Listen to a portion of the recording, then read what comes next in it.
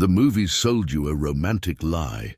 They showed you the Ronin as a noble wanderer, a samurai who chose freedom over servitude, who walked dusty roads with honor intact and sword gleaming. Hollywood painted him as a tragic hero, a warrior poet seeking redemption through violence.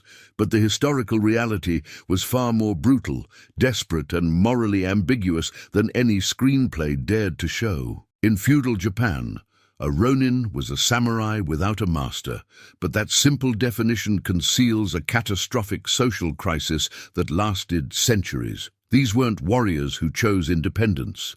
They were men who lost everything: status, income, identity, and purpose in a society where your master defined your entire existence. To be masterless in a culture obsessed with hierarchy and loyalty wasn't liberation.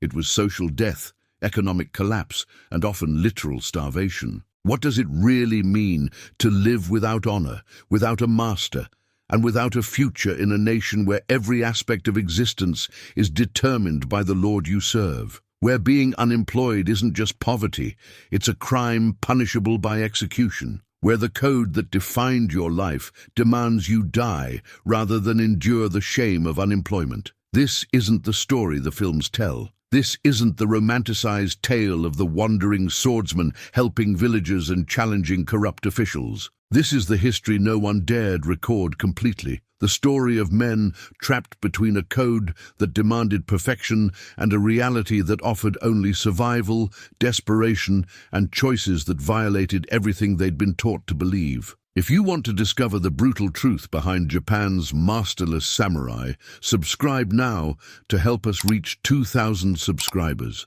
Hit that like button and comment below telling us what city you're watching from.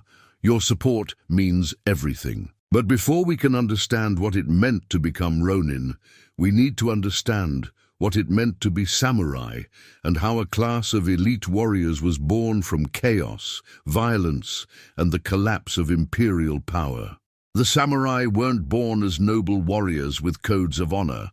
They emerged from necessity, violence, and the collapse of centralized power. During the Heian period, which began in 794 when the imperial capital moved from Nara to Heian-kyo, modern Kyoto, the emperor and his aristocratic court were consumed by cultural refinement, poetry, and political intrigue, while the provinces descended into chaos. The elegant nobles who controlled Japan couldn't protect their own lands, and that fundamental weakness created space for a new class of armed professionals who would eventually dominate the nation for 8 centuries. In the 11th century, the Yamato Empire attempted to expand northward into Honshu, fighting brutal campaigns against the Ainu people who inhabited those frozen territories. The imperial court couldn't sustain large standing armies across such distances, so they adopted a strategy that would fundamentally reshape Japanese society. They granted conquered lands as private estates called shun to nobles and provincial elites willing to occupy, cultivate, and defend them at their own expense. This created a class of landowners with armed retainers, warriors whose primary loyalty wasn't to the emperor, but to whoever controlled their income and land. These provincial warriors organized themselves into clans called Bushidan, family networks that included mounted archers, spearmen, swordsmiths, arrow makers, and stable masters. They weren't professional soldiers in the modern sense.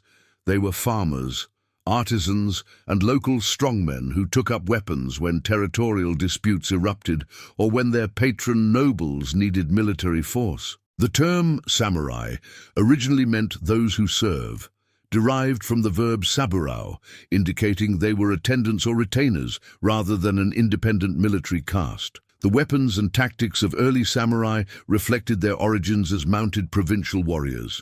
The bao, particularly the asymmetrical longbow called the yumi, was the primary weapon, used from horseback in hit-and-run raids typical of frontier warfare. The sword was secondary, shorter and less refined than the legendary katana that would emerge centuries later. Armor consisted of flexible lamellar plates made from iron, bronze, or hardened leather strips, bound together with cord or leather lacing and often covered with silk. This equipment emphasized mobility over protection. These were raiders and defenders of rural estates, not knights charging in formation. During this same period, Emperor Kanmu issued an edict declaring that sixth-generation descendants of the imperial family would be removed from the imperial household and granted new aristocratic surnames, creating an entire class of high-ranking warrior nobles who didn't serve the emperor's army directly but maintained independent military forces. This policy produced two clans that would define samurai history: the Taira, descended from Emperor Kanmu, and the Minamoto, descended from Emperor Seiwa. Both clans established power bases by marrying into the imperial family and provincial nobility, accumulating lands, resources, and loyal warriors. They became kingmakers, military families whose armed strength determined who actually governed Japan, while the emperor remained a symbolic figurehead. In 1167, the Taira clan, also known as Heike, achieved dominance when Taira no Kiyomori became the first warrior to hold effective governmental control. But military power breeds competition. The Minamoto clan, also called Genji, refused to accept Taira supremacy. The resulting conflict, the Genpei War from 1180 to 1185, became one of the most celebrated military epics in Japanese history, immortalized in the Heike Monogatari, a 14th-century compilation that defined samurai mythology for generations. The war wasn't just a power struggle between families. It was a defining moment when military force definitively replaced aristocratic bloodline as the source of political authority in Japan. War became the path to status and identity for provincial warriors. Success in battle meant land grants, increased stipends, and elevation within the clan hierarchy. Failure meant poverty, dishonor, and the loss of everything. This created a warrior culture where military service defined masculine virtue and loyalty to your lord became the supreme moral value, not because of abstract philosophical principles, but because disloyalty meant execution and your family's destruction. The concept of loyalty that would later crystallize into Bushido emerged pragmatically during this period. A samurai served his lord because that lord controlled his livelihood, protected his family, and provided the social structure that gave his existence meaning. Breaking that bond wasn't just dishonorable,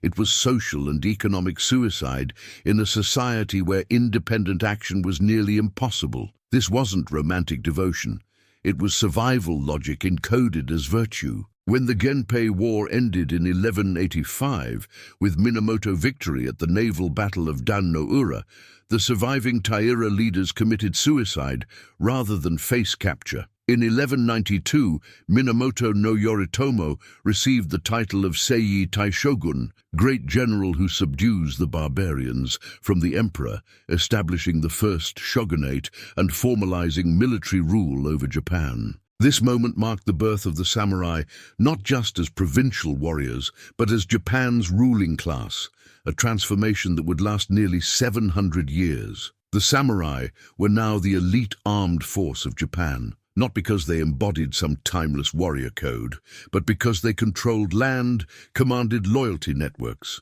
and possessed the military skills that determined survival in a fragmented nation. They were products of necessity. What happens when central authority collapses, when nobles can't protect themselves, and when violence becomes the primary political currency? They were servants who became masters through the simple reality that those who control force eventually control everything else.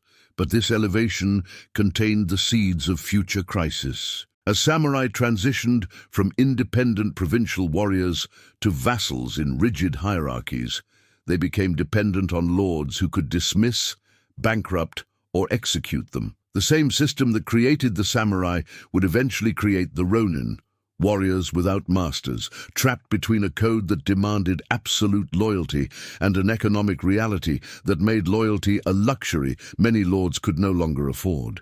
The Genpei War transformed Japan from an aristocratic empire into a militarized state where only armed force mattered. Between 1180 and 1185, The Minamoto and Taira clans, two military families descended from imperial bloodlines, fought a devastating 5-year civil war that killed tens of thousands, burned Kyoto multiple times, and permanently destroyed the emperor's ability to govern. When the war ended, with the Minamoto victory at the naval battle of Dan-no-ura, where the 7-year-old Emperor Antoku drowned along with most of the Taira leadership, the political landscape had fundamentally changed.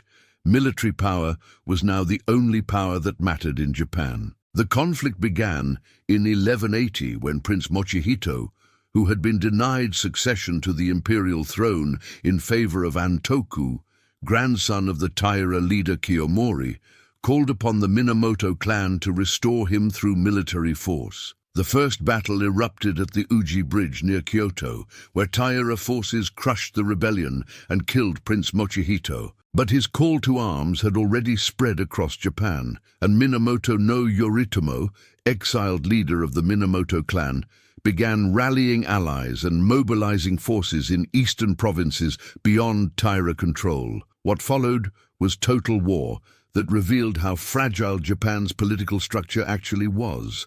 The Taira controlled the imperial court and western provinces, commanding what should have been overwhelming resources. But the Minamoto controlled the eastern warrior clans, hardened fighters from provinces where survival depended on military competence rather than courtly connections. The war showcased innovative tactics that became legendary.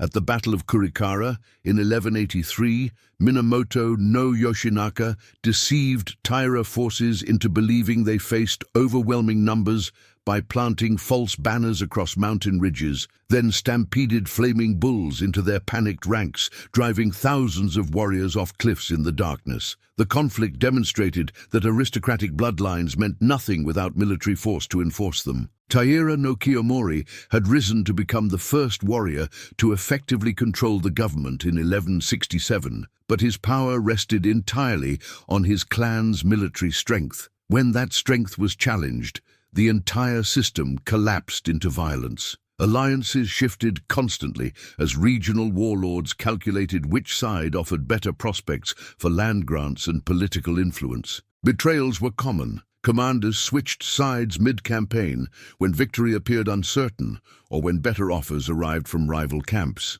When Minamoto no Yoritomo established himself as Sei Taishogun, great general who subdues the barbarians, in 1192, he created the Kamakura shogunate, the first formal military government that would serve as Japan's model for the next 675 years. The emperor remained in Kyoto as a symbolic figurehead with no real authority. The shogun controlled actual governance through military force, distributing land to loyal vassals and crushing opposition through armies of samurai who owed him personal allegiance. This system transformed samurai from independent provincial warriors into vassals in rigid hierarchies.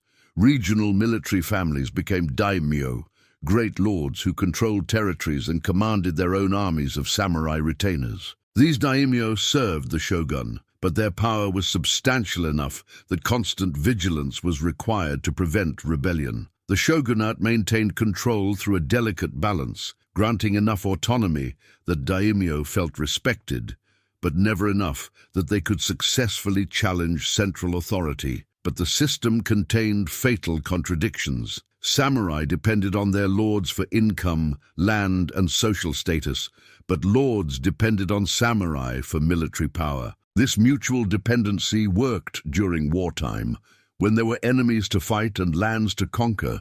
During peace, it created instability. What happened to warriors when there were no more wars to fight? What happened when economic conditions deteriorated and daimyo couldn't afford to maintain large retainer forces? The first Ronin emerged during this period, not as romantic wanderers but as economic casualties and military refugees. When clans were destroyed in battle, their samurai lost their masters and became masterless warriors with no income, no status, and limited options for survival. Some found new lords willing to hire experienced fighters. Others became bandits, mercenaries, or monks. Many starved. The period between the establishment of the Kamakura shogunate and the outbreak of the Onin War in 1467 saw continuous low-level warfare as daimyo fought over territorial boundaries, succession disputes, and political influence. These conflicts created temporary demand for warriors.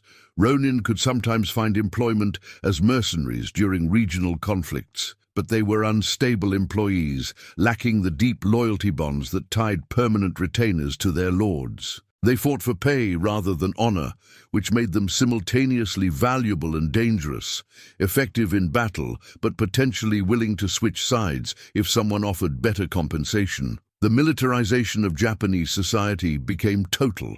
Every aspect of governance, economics, and social organization revolved around military hierarchies. Land ownership was determined by military service. Legal disputes were settled by samurai administrators. Even Buddhist temples maintained armed warrior-monk contingents to protect their interests. The currency of power was violence, and everyone understood that survival depended on either wielding it effectively or finding protection from those who did. Different regions developed localized codes of warrior conduct, fragmentary sets of expectations about loyalty, courage, and proper behavior in combat. These weren't unified into a single coherent philosophy yet, but they shared common themes. Obedience to one's lord was paramount, cowardice in battle was unforgivable, and maintaining one's reputation mattered more than survival. These emerging values would eventually crystallize into Bushido, but during the medieval period, they remained flexible and pragmatic, shaped more by immediate survival needs than abstract philosophical principles. War became both opportunity and condemnation. For ambitious samurai, conflict offered chances to prove valor, gain land grants, and rise in status. Successful warriors could elevate their entire families from minor retainers to powerful daimyo over a few generations. But war also meant potential death, the destruction of one's clan, and the possibility of becoming Ronin if your lord was defeated or killed. The same system that created opportunities for advancement also created mechanisms for catastrophic failure. The paradox intensified as centuries passed. The samurai class grew larger, consuming more resources while producing less actual value during peacetime.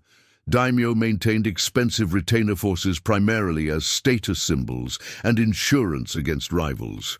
But the economic burden was enormous. Meanwhile, the number of warriors exceeded the available positions, creating a surplus population of military professionals with no wars to fight and limited employment options. By the early 16th century, as the Ashikaga shogunate weakened and regional daimyo grew increasingly independent, Japan stood on the brink of its most catastrophic civil war yet, a 150-year period of near-constant conflict that would be known as the Sengoku Jidai, the age of warring states. This coming chaos would create Ronin by the thousands, but it would also create one final opportunity for masterless warriors to find purpose before an iron peace descended and eliminated even that desperate option. When Tokugawa Ieyasu's forces crushed the Western coalition at the Battle of Sekigahara in 1600, with an estimated 30,000 casualties littering the battlefield, the 150-year nightmare of the Sengoku Jidai, the age of warring states, finally ended. 3 years later, the emperor formally appointed Ieyasu as shogun, establishing the Tokugawa shogunate that would rule Japan for 264 years until 1867. But this peace came with a price that would destroy the samurai class from within, the elimination of the very warfare that had defined their purpose and identity for centuries. Ieyasu understood that Japan's chronic instability stemmed from powerful daimyo who commanded private armies and operated as semi-independent warlords. His solution was brutal in its simplicity: redistribute land to reward loyalty and punish enemies, then implement control systems so comprehensive that rebellion became nearly impossible. After Sekigahara, Ieyasu redistributed over 200 feudal domains, stripping defeated daimyo of their territories and awarding them to allies who had supported him in battle. But even loyal daimyo found themselves under surveillance and restrictions that transformed them from autonomous warlords into supervised administrators. The most devastating control mechanism was Sankin Kotai, the alternate attendance system that required all daimyo to maintain residences in Edo, the shogunate capital, and spend every other year there in attendance to the shogun. When daimyo returned to their home provinces, their wives and children remained in Edo as permanent hostages, ensuring that any thought of rebellion meant condemning their own families to execution. This system accomplished multiple objectives simultaneously. It kept potential rivals under constant surveillance, drained their finances through mandatory travel and dual residences, and created a perpetual hostage crisis that made treachery suicidal. The Tokugawa shogunate codified Japan's social hierarchy into a rigid four-class system influenced by Neo-Confucian philosophy: shai, samurai; no, farmers; ko, artisans; and sho, merchants, with outcasts existing below even this structure. Samurai occupied the top tier, but their elevated status came with devastating restrictions. They were forbidden from engaging in commerce, agriculture, or any productive economic activity. Their sole function was military service and administration for their daimyo lords, making them completely dependent on stipends paid in rice. But here was the fundamental contradiction that would create mass unemployment among the warrior class. The Tokugawa peace meant there were no wars to fight. The Bukashohato, the laws for military houses issued in 1615, explicitly prohibited daimyo from engaging in private warfare, forming unauthorized alliances, or building new castles without shogunal permission. Samurai who had spent generations training for combat suddenly found themselves with no battles to fight, no enemies to defeat, and no military function beyond ceremonial duties. The transformation was psychologically devastating. Warriors became bureaucrats, maintaining their two-sword privilege and elevated social status while spending their days filing paperwork, conducting inspections, and performing administrative tasks that had nothing to do with martial prowess. The stipend system meant samurai were essentially salaried employees of their daimyo, but unlike modern employees, they couldn't quit, change employers, or negotiate better compensation. They were trapped in hereditary positions with fixed incomes that gradually eroded through inflation and economic change. Economic pressures made the situation catastrophic. During the Edo period, Japan's economy shifted from rice-based feudal agriculture toward a monetized urban commerce system centered in cities like Edo, Osaka, and Kyoto. Merchants, officially the lowest class, became increasingly wealthy through trade, while samurai with fixed rice stipends saw their real purchasing power decline. Many daimyo faced mounting debts and couldn't afford to maintain their traditional retainer forces. When finances became desperate, they cut stipends, dismissed junior retainers, or simply stopped paying salaries altogether. This created a structural surplus of samurai, warriors whose skills were obsolete, but whose hereditary status prevented them from pursuing other professions without losing face. By the mid-18th century, an estimated 400,000 to 500,000 samurai lived in Japan, consuming resources while producing little economic value during peacetime. Many daimyo maintained bloated retainer forces primarily as status symbols, but the economic burden became unsustainable. The mechanisms for losing one's master multiplied under Tokugawa regulations.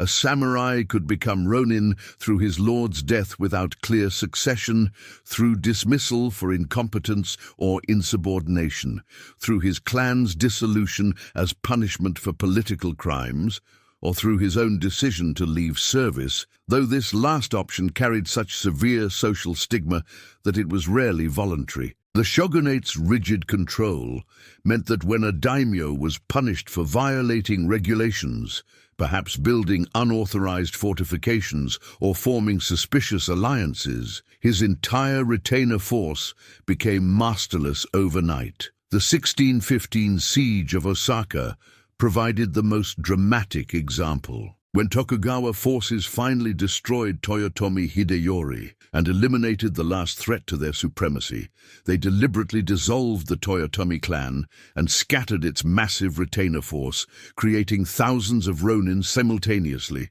This wasn't accidental. It was strategic elimination of a potential power base that could rally future opposition. But it also demonstrated that even the most loyal service meant nothing if your lord fell out of favor with the shogunate. The bureaucratization of the samurai class stripped away the romantic warrior identity that had defined them for centuries. Young samurai trained in swordsmanship and archery for conflicts that would never come, studying military tactics they would never use, while their actual daily work involved accounting, tax collection, and dispute resolution. The disconnect between martial identity and bureaucratic reality created existential crisis. What did it mean to be a warrior when there were no wars? By the 18th century, Ronin had become a permanent underclass within Japanese society. Men who technically retained samurai status, but lacked the employment that gave that status meaning. Some found new lords willing to hire experienced warriors, but these positions were rare and fiercely competitive. Many Ronin were forced to choose between starvation and violating the code that defined their identity. They could become merchants, laborers, or criminals, all professions that technically stripped them of samurai status, even as poverty had already destroyed their dignity. The Tokugawa system had achieved its primary objective.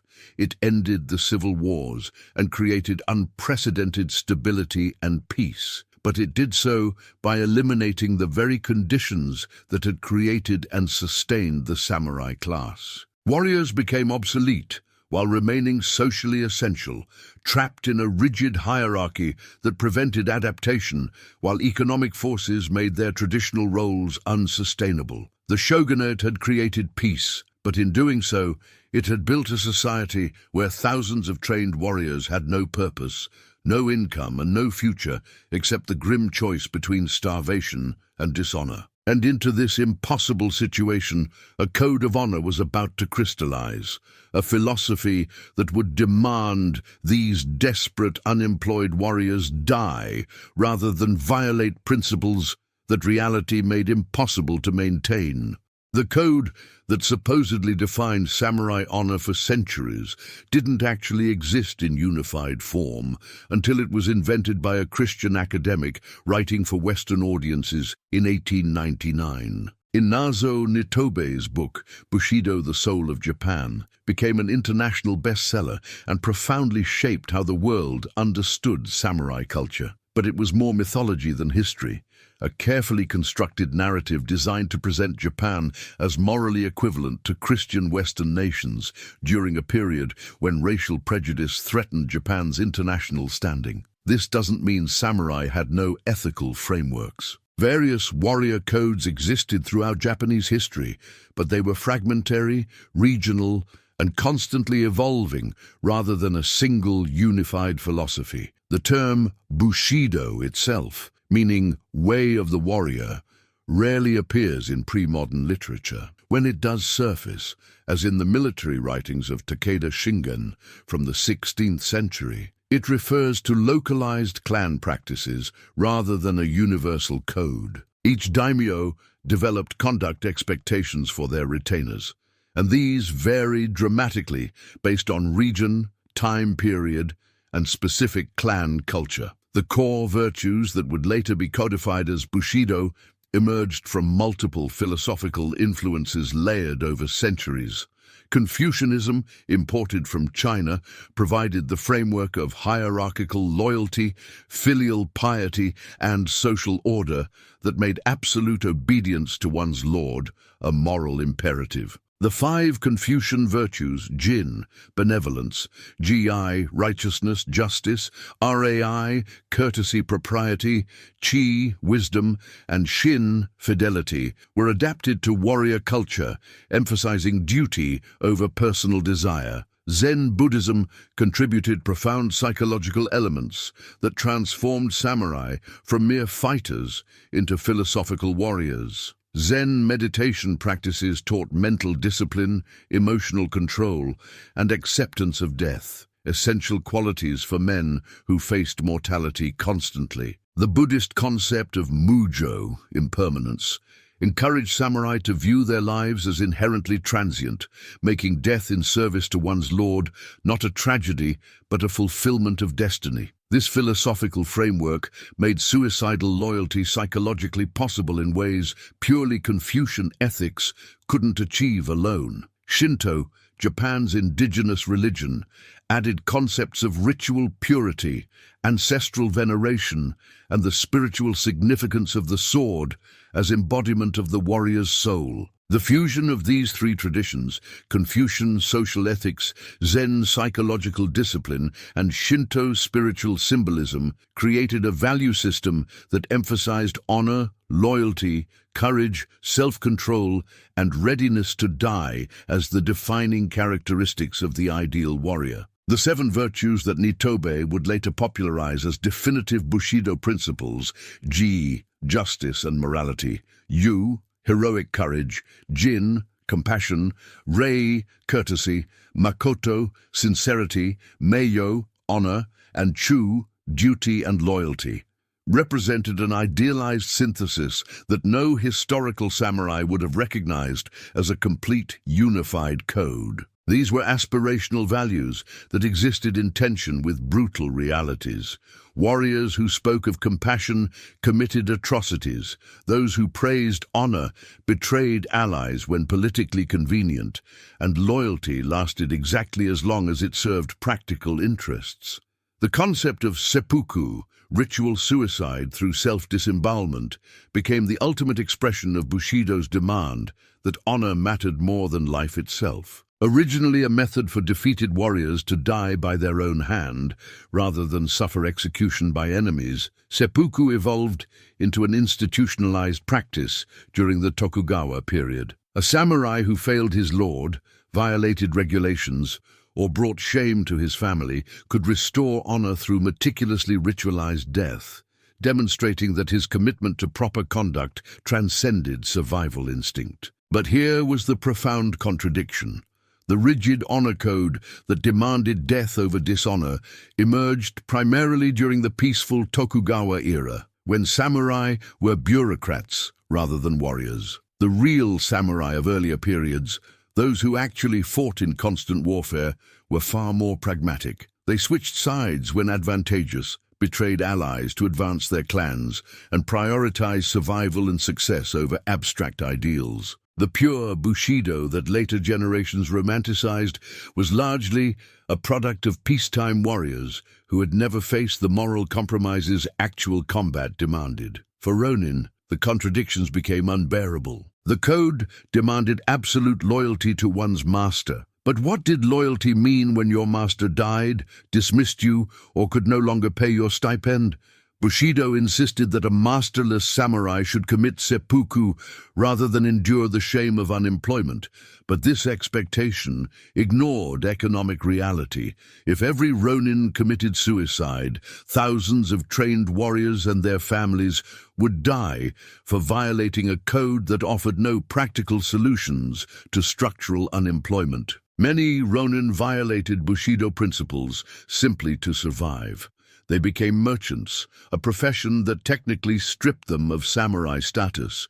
They worked as manual laborers, abandoning the prohibition against productive economic activity. Some became bandits, criminals, or mercenaries, selling their martial skills to whoever paid rather than serving from loyalty. Others renounced warrior identity entirely, shaving their heads and becoming monks to escape the impossible demands of a code designed for employed samurai. The political use of Bushido was cynical and manipulative. Daimyo invoked honor and loyalty to demand absolute obedience from retainers while feeling no reciprocal obligation to maintain employment during financial hardship. They praised warriors who committed seppuku after dismissal because dead samurai didn't become unemployed problems that might turn to banditry or rebellion. The code functioned as social control, making economic casualties feel personally responsible for structural failures beyond their control.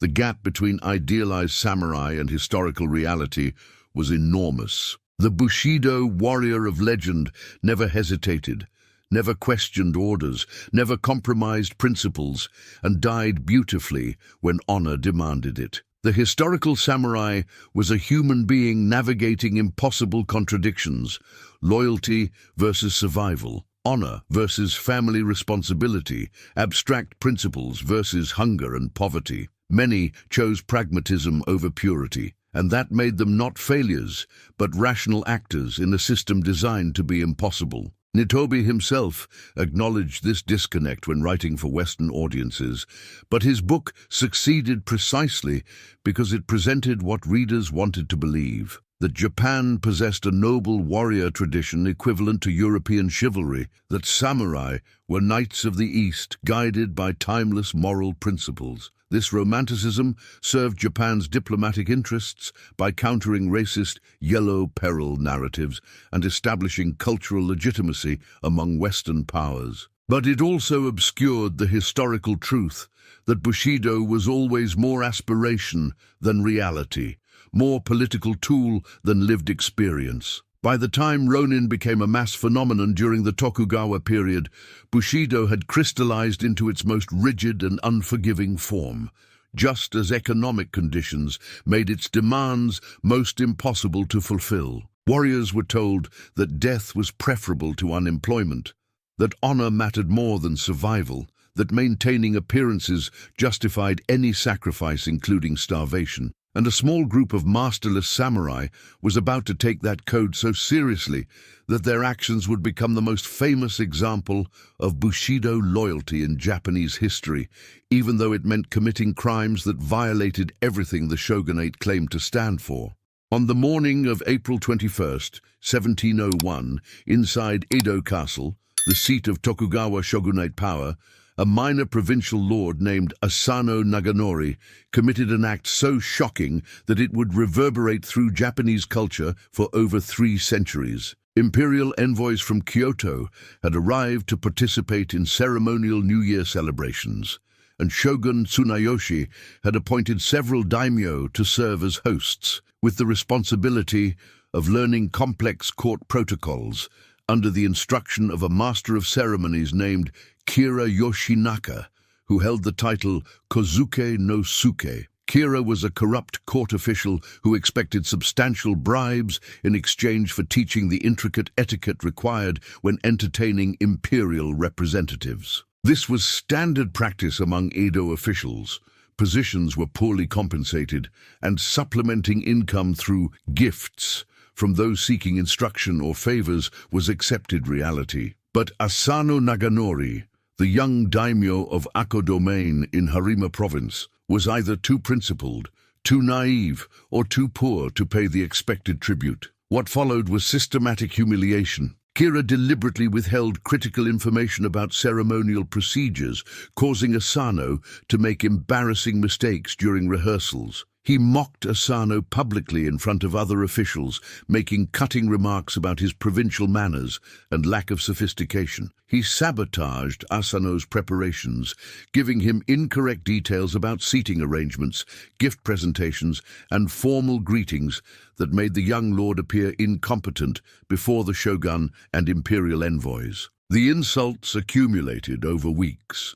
Kira called Asano a country bumpkin unworthy of serving at court. He suggested Asano's lack of proper gifts indicated poverty and poor management of his domain. He made veiled comments, implying Asano lacked the breeding and intelligence to understand refined culture. For a samurai whose entire identity rested on honor and reputation, these provocations were devastating. But retaliation inside the shogun's castle was absolutely forbidden. On that April morning, in the Matsuno Oroka corridor of Edo Castle, Kira delivered one final insult that shattered Asano's restraint. The exact words vary between accounts, but witnesses reported that Kira made a comment so personally offensive, possibly mocking Asano's family, his wife, or his competence as a lord, that the young daimyo lost control. Asano drew his wakizashi, the short sword worn as part of formal dress,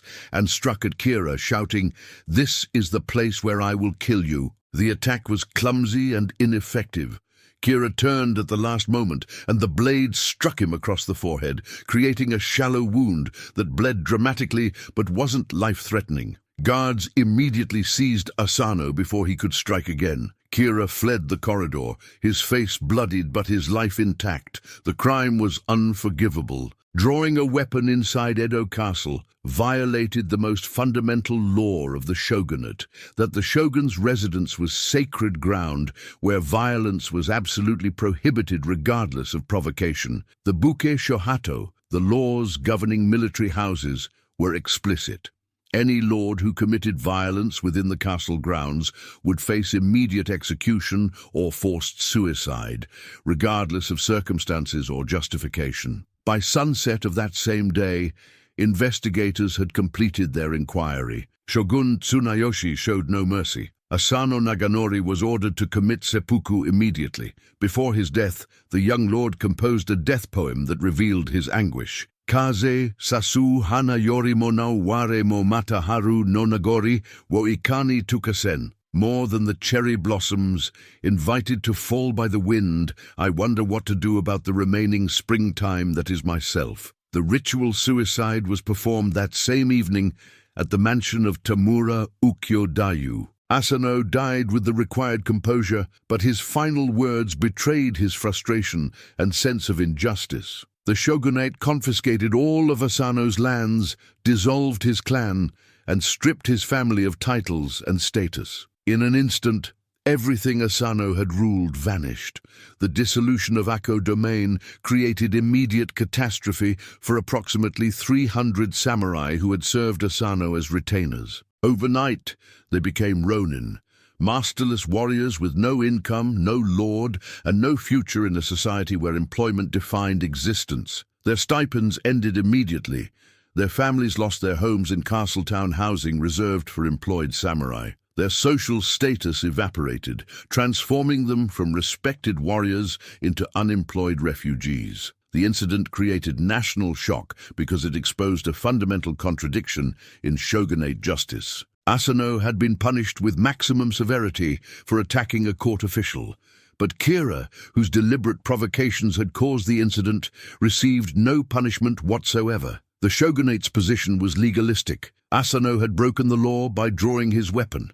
Kira had merely spoken words, which didn't constitute a crime, regardless of how offensive they were. Public opinion was divided. Many recognized that Asano's action was legally indefensible.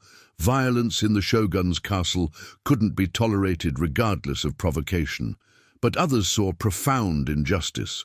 A corrupt official had deliberately pushed a young lord beyond endurance, then escaped punishment while his victim was forced to die. The incident became a national debate about whether law should account for honor, whether justice could exist without considering context, and whether the shogunate's rigid legalism had created a system that protected the corrupt and punished the provoked. Among the displaced Akko retainers, a small group began meeting in secret. Their leader was Oishi Yoshio, Asano's chief retainer and administrator of Akko domain, a man in his 40s with extensive administrative experience and deep loyalty to his executed lord. Under Bushido principles, the proper response to their master's death was immediate revenge, or seppuku. But Oishi understood that rushing into vendetta would accomplish nothing except their own deaths. Kira was now under maximum protection, expecting retaliation.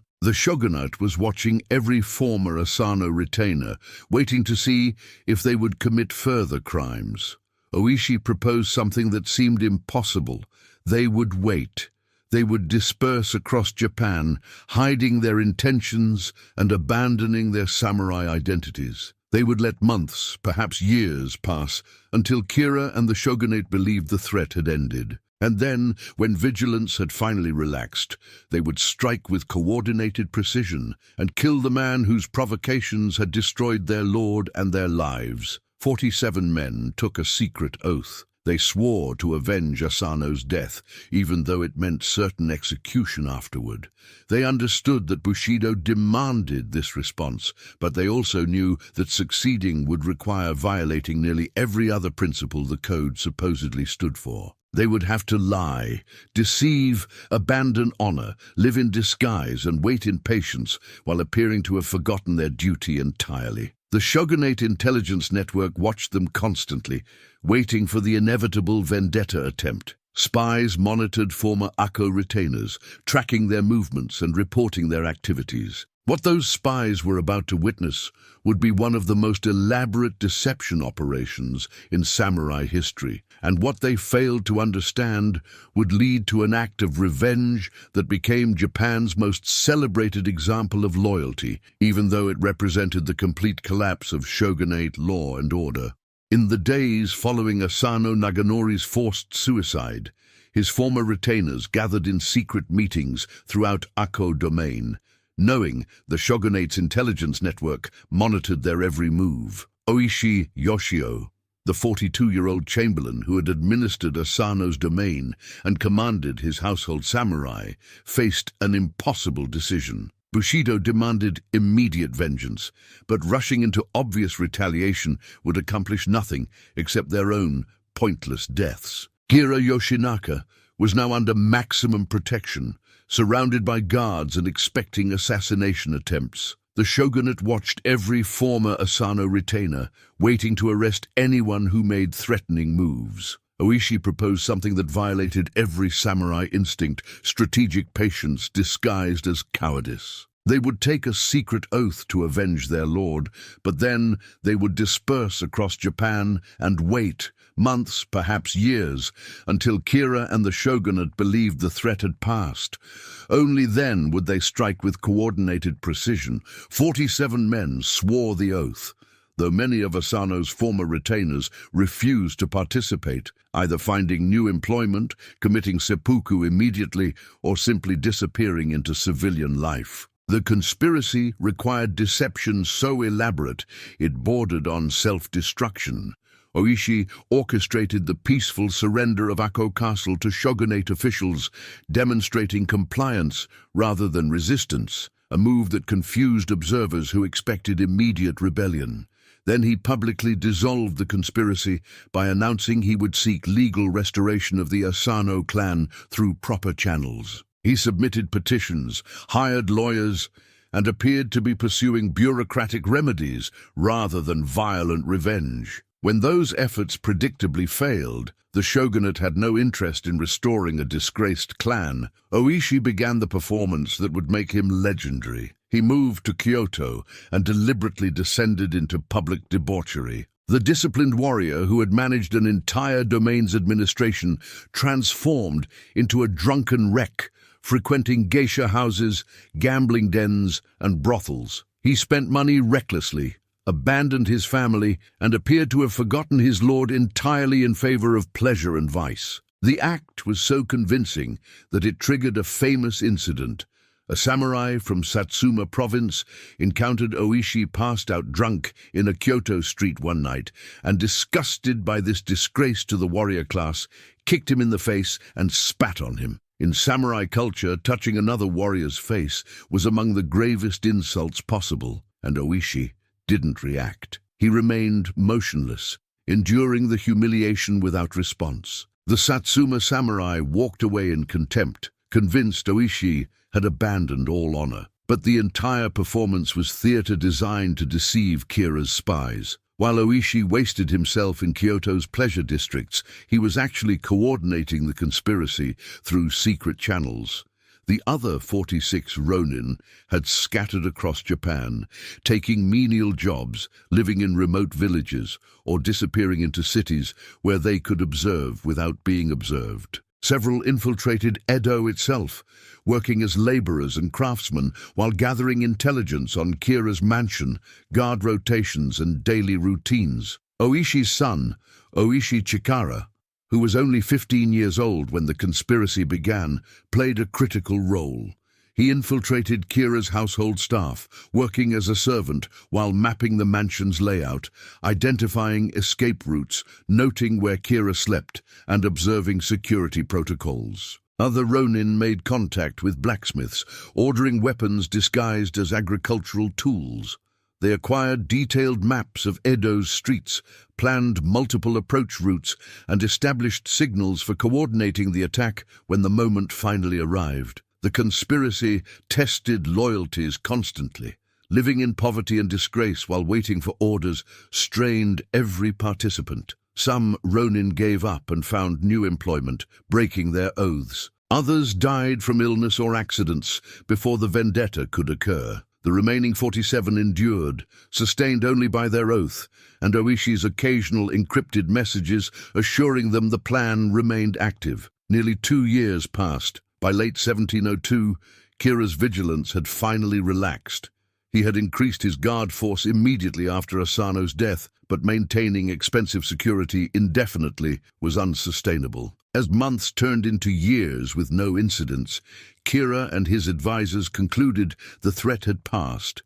The Akko Ronin had either abandoned vengeance, found new masters, or resigned themselves to their fate. This was exactly what Oishi had been waiting for. In late 1702, he sent encrypted signals to the scattered Ronin. The time had come. He abandoned his life in Kyoto, divorced his wife to protect her from complicity in his crimes, and began the journey to Edo. The other conspirators received their orders through previously arranged channels, sometimes coded messages delivered by seemingly unrelated travelers, sometimes signals left at predetermined locations. They gathered in Edo in small groups to avoid detection, arriving separately over several weeks. 47 Ronin, ranging in age from Oishi's teenage son to men in their 70s, prepared for an operation they knew would end in their deaths. They weren't motivated by hope of survival or personal gain. They were fulfilling what they believed was their sacred duty to their dead lord, even though it meant committing crimes that would force the shogunate to execute them. On the night of January 30th, 1703 by the Western calendar, December 14th, 1702 by the Japanese lunar calendar, snow began falling over Edo. The Ronin assembled at predetermined staging areas near Kira's mansion in the Honjo district. They wore matching attire, identifying them as Asano's retainers, a deliberate choice to make their identities and motives clear. This wasn't a secret assassination. It was a public declaration of vendetta that the entire nation would witness. Oishi conducted final checks, weapons distributed, teams assigned, signals confirmed. He divided the force into 2 assault groups. His own team would attack through the front gate, while his son Chikara led the second team through the rear entrance. 4 Ronin were designated to scale the walls and secure the rooftops, preventing escape and providing overwatch. Everyone understood their roles. There would be no retreat, no surrender, and no mercy. As midnight approached and snow accumulated in Edo's streets, 47 masterless samurai prepared to commit the most famous act of vengeance in Japanese history, an operation that would either validate Bushido's claims about loyalty and honor or expose them as meaningless codes that had driven desperate men to murder a corrupt official who had already escaped legal justice. Within hours, Japan would have to decide. Were these men heroes fulfilling sacred duty, or were they criminals whose actions threatened the entire foundation of Tokugawa law and order? Snow fell heavily over Edo on the night of December 14th, 1702 to January 30th, 1703 by the Western calendar, muffling sounds and covering the city in white silence. The 47 Ronin gathered at their secret staging location, conducting final equipment checks and reviewing the plan one last time. They wore fire brigade uniforms over their armor so they could move through Edo streets without attracting immediate suspicion, a detail that demonstrated their meticulous planning. Oishi Yoshio inspected each man personally, questioning them about their assigned roles and ensuring everyone understood the operation's objectives. Find Kira Yoshinaka, kill him, take no unnecessary lives, and accept the consequences. They armed themselves with swords, spears, bows, war hammers, and the signature weapon that would identify them, a wooden mallet for breaching gates. Before departing, Oishi sent messengers to the neighboring houses around Kira's mansion in the Honjo district, delivering a critical message. They were not robbers or random criminals, but the loyal retainers of Asano Naganori, seeking lawful revenge for their master's death. No harm would come to anyone else. The neighbors were completely safe. This announcement was strategic genius. Kira was widely hated in his neighborhood for his arrogance and corruption. When residents learned the attack was specifically targeting him, they did nothing to interfere or raise alarms. Some even quietly cheered the Ronin on. One Ronin climbed to a rooftop and loudly announced to the entire district that this was an act of katakuchi, formal vendetta sanctioned by honor codes, ensuring that witnesses understood this wasn't common criminality, but the fulfillment of sacred duty. Oishi divided his force into 2 assault teams. He personally led 23 Ronin to attack through the front gate, while his 16-year-old son, Oishi Chikara, commanded 24 Ronin attacking through the rear entrance. 4 archers positioned themselves on the walls and rooftops, tasked with preventing anyone inside from escaping or sending messengers to summon help. The coordination required precise timing. Both teams needed to breach their respective entrances simultaneously to prevent Kira from fleeing, while one side engaged defenders. At the prearranged signal, Oishi sounded a war drum that echoed through the snowy night, marking the beginning of the assault. The front team battered down the main gate with their warhammer, while the rear team scaled walls and forced their way through the back entrance. The attacks achieved complete tactical surprise. Kira's household, which included over 120 retainers and guards, was caught utterly unprepared. Most were sleeping or had lowered their vigilance after nearly 2 years without incident. The fighting was fierce but one-sided. Kira's men attempted desperate resistance, but they were disorganized, unarmored, and shocked by the coordinated assault. The Ronin fought with practiced efficiency, clearing rooms systematically while calling out Kira's name and demanding he show himself. In the chaos, 16 of Kira's men were killed and 22 wounded, including Kira's grandson who survived the encounter. Only 1 Ronin was seriously wounded during the fighting, and another was injured falling from a wall, a testament to their planning and execution. But Kira himself had vanished. The moment the drum sounded, he had fled in terror to a charcoal storage shed in the mansion's courtyard, hiding in a small enclosed space with his wife and female servants. The Ronin searched frantically room by room, finding only crying women and children, but no sign of their target. They began to despair. If Kira had somehow escaped the compound, the entire operation would be a failure. Oishi refused to give up. He checked Kira's sleeping quarters and touched the bedding.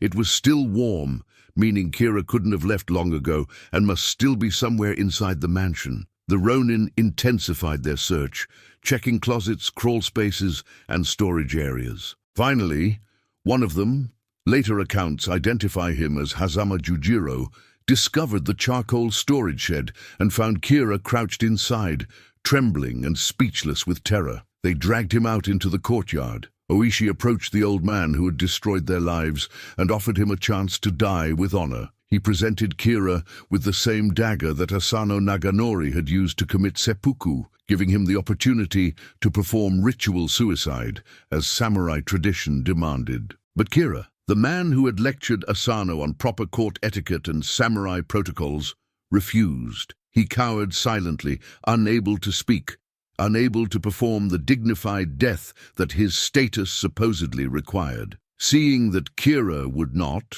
or could not, act with honor, Oishi ordered the Ronin to restrain him. He took Asano's dagger and executed Kira by cutting off his head, completing the vendetta that had consumed nearly 2 years of planning and deception. They carefully extinguished all lamps and fires inside the mansion to prevent accidental blazes that might spread to neighboring houses. Even in the midst of their raid, they maintained concern for innocent residents. With Kira's severed head placed in a bucket, the 47 Ronin began a solemn march across Edo through falling snow. Their destination was Sengoku Temple in the Takanawa district, where Asano Naganori was buried. The procession moved openly through the streets, making no attempt to hide.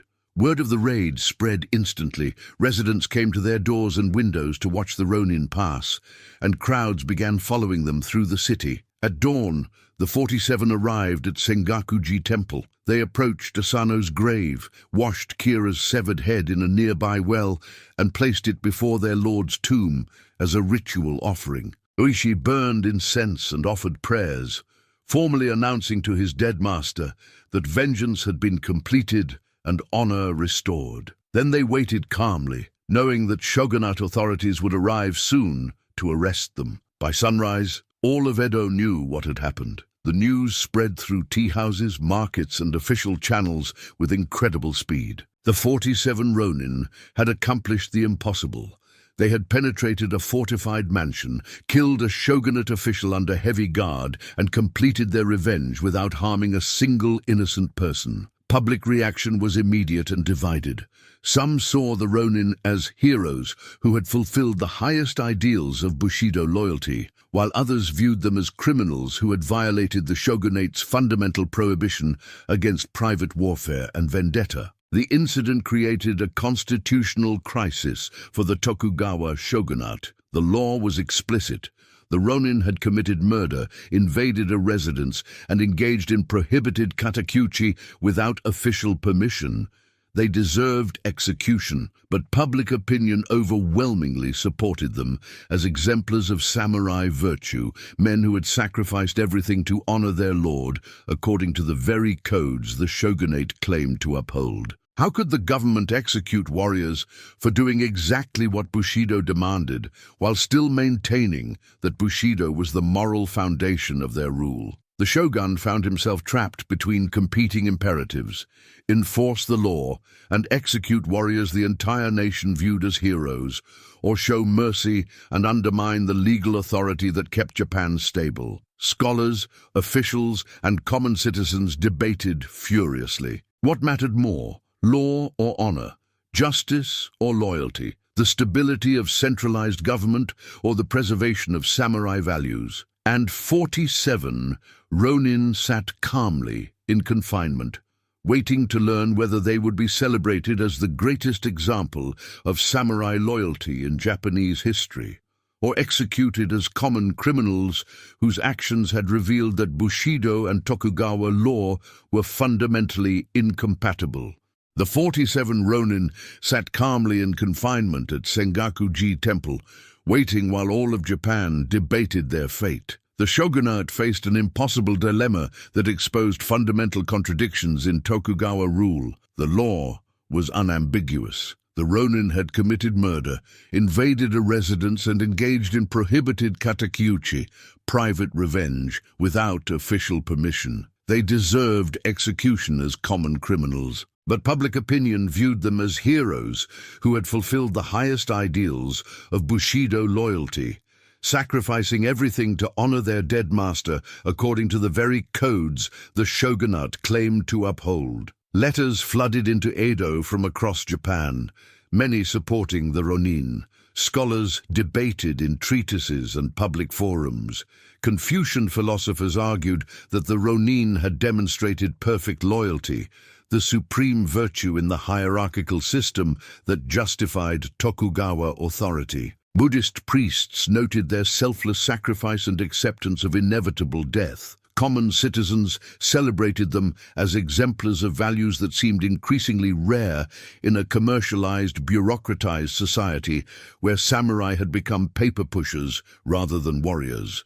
But others recognized the existential threat the Ronin represented. If the shogunate pardoned men who killed government officials, it would encourage every disgruntled samurai in Japan to take justice into their own hands. The entire foundation of Tokugawa peace rested on the principle that only centralized authority could legitimately employ violence, that private warfare and vendetta were strictly prohibited precisely because they had caused 150 years of civil war. Allowing the Ronin to live would effectively announce that Bushido loyalty mattered more than shogunal law, undermining the legal authority that kept Japan stable. Shogun Tokugawa Tsunayoshi, ironically known for his extreme compassion toward animals, having once made killing a dog a capital offense, found himself trapped between competing imperatives. Executing the Ronin would outrage public opinion and make the shogunate appear to punish the very values it claimed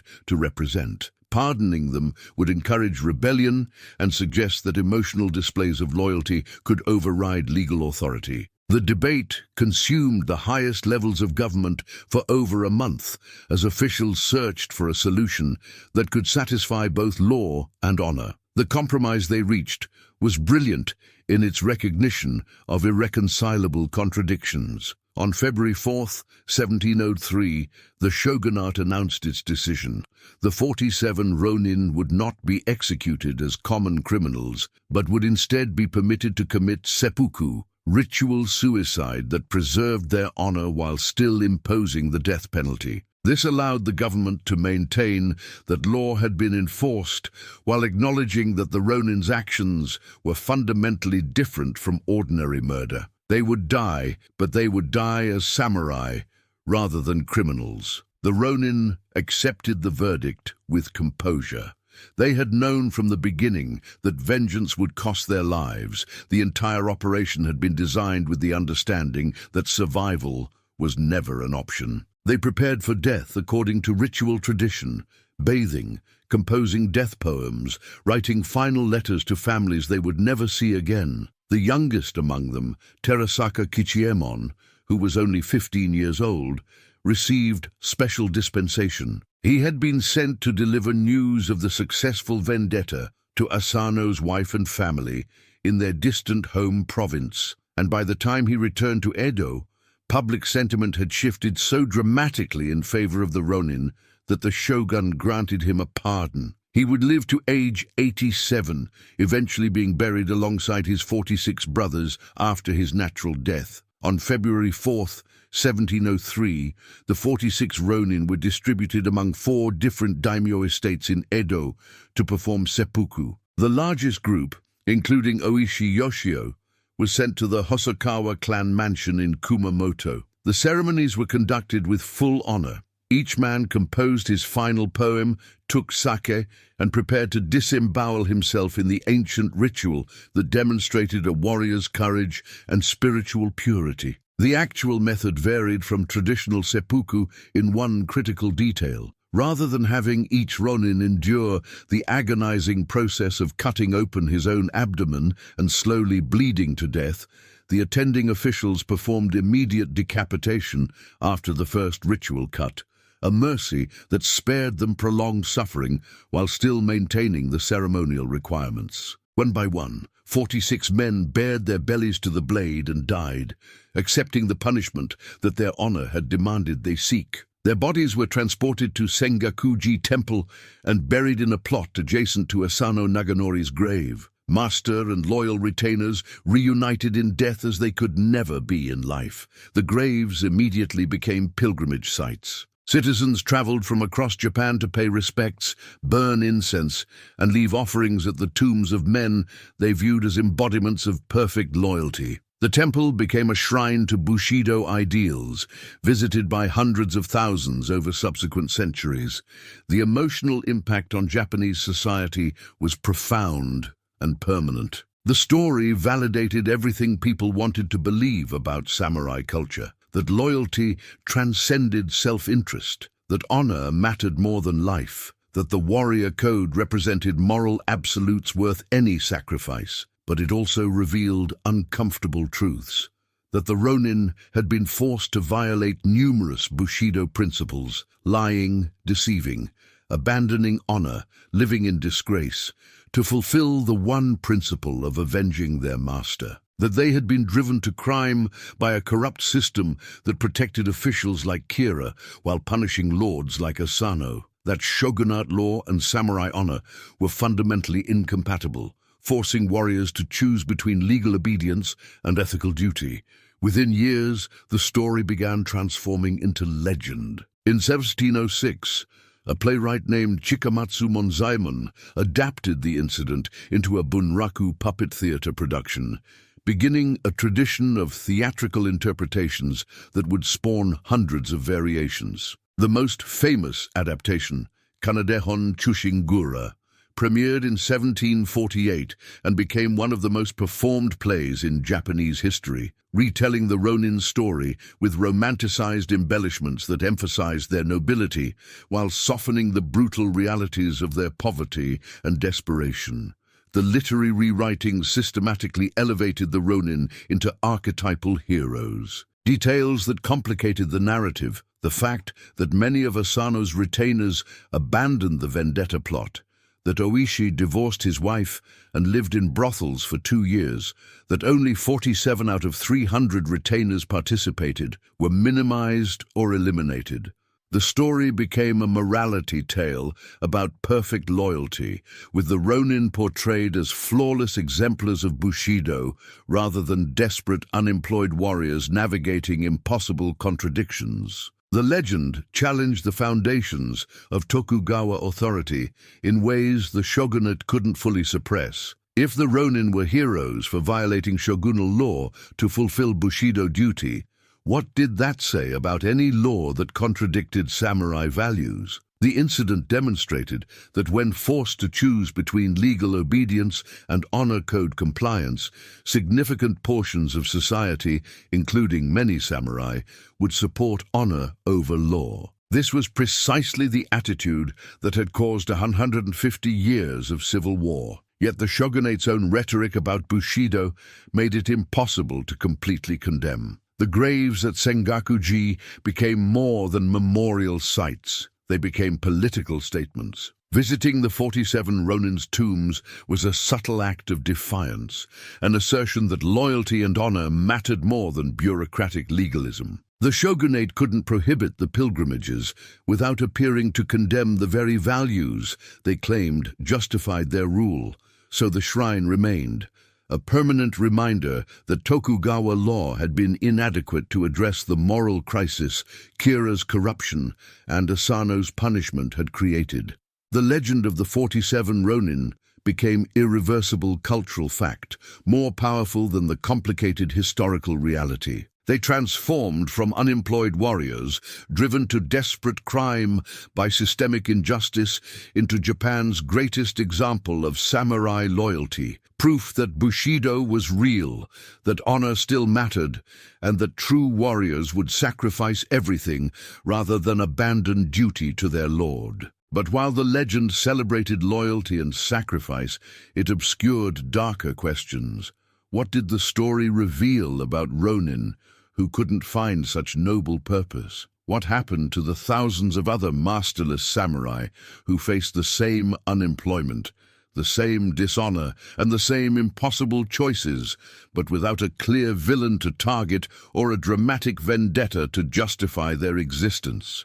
The 47 Ronin died in 1703, but their legend was just beginning. Within 3 years, playwright Chikamatsu Monzaemon, often called the Shakespeare of Japan, adapted their story for bunraku puppet theater, launching a cultural phenomenon that would transform how Japanese society understood loyalty, honor, and the samurai code itself. The theatrical version took liberties with historical facts, but those embellishments served a deeper purpose, transforming complicated, desperate men into archetypal heroes who embodied values the Edo period desperately wanted to believe still existed. The most influential adaptation premiered in 1748, Kanadehon Chushingura, or Treasury of Loyal Retainers, written by Takeda Izumo, Miyoshi Shiraku, and Namiki Senryu. This kabuki play became one of the most performed works in Japanese theatrical history, staged thousands of times over subsequent centuries. It changed names and altered details. Asano became Enya Hangan, Kira became Ko no Moronao, and the setting shifted to the 14th century to avoid direct criticism of living officials, but everyone knew exactly which story was being told. The play systematically elevated the Ronin from criminals into national heroes, emphasizing their selfless loyalty while minimizing the poverty, deception, and moral compromises that characterize their actual existence. Chushingura established narrative patterns that would define Ronin portrayals for centuries. The play depicted the Ronin as suffering nobly through 2 years of patient waiting, enduring public disgrace while secretly maintaining perfect loyalty to their dead master. Oishi Yoshio's descent into debauchery, historically a calculated deception strategy, became tragic suffering where he deliberately destroyed his reputation to mislead enemies. The messier historical reality that many of Asano's retainers abandoned the vendetta, that economic desperation drove participation as much as loyalty, that the raid was partially motivated by unemployment rage, was sanitized into pure moral drama about duty versus law. The play's success revealed something profound about Edo period culture. By the mid-18th century, Japan had enjoyed decades of peace under Tokugawa rule. Samurai had transformed from warriors into bureaucrats, spending their days filing paperwork rather than fighting battles. The romantic warrior culture that supposedly defined them existed primarily in nostalgic imagination rather than lived experience. Chushingura offered audiences a fantasy that somewhere beneath the bureaucratic tedium, true samurai values still existed, that warriors could still sacrifice everything for loyalty and honor, even in a commercialized, peaceful society where such values seemed increasingly obsolete. The romanticization of criminals as righteous avengers became a recurring theme in Edo period literature and theater. The 47 Ronin weren't the only lawbreakers transformed into heroes. Similar stories celebrated outlaws, rebels, and masterless samurai who violated shogunate prohibitions while claiming to serve higher moral purposes. These tales allowed audiences to vicariously experience rebellion against rigid authority, while maintaining plausible deniability through historical distance and fictional framing. You couldn't openly criticize the shogunate, but you could celebrate warriors who had defied similar authority structures centuries earlier, and everyone understood the contemporary relevance. Popular culture created an entire genre around wandering Ronin, masterless samurai traveling Japan's countryside, helping commoners against corrupt officials, bandits, and local tyrants. These stories bore little resemblance to actual Ronin life, which typically involved poverty, hunger, and desperate searches for employment, but they served important psychological functions. The wandering Ronin became symbols of freedom from suffocating social hierarchies.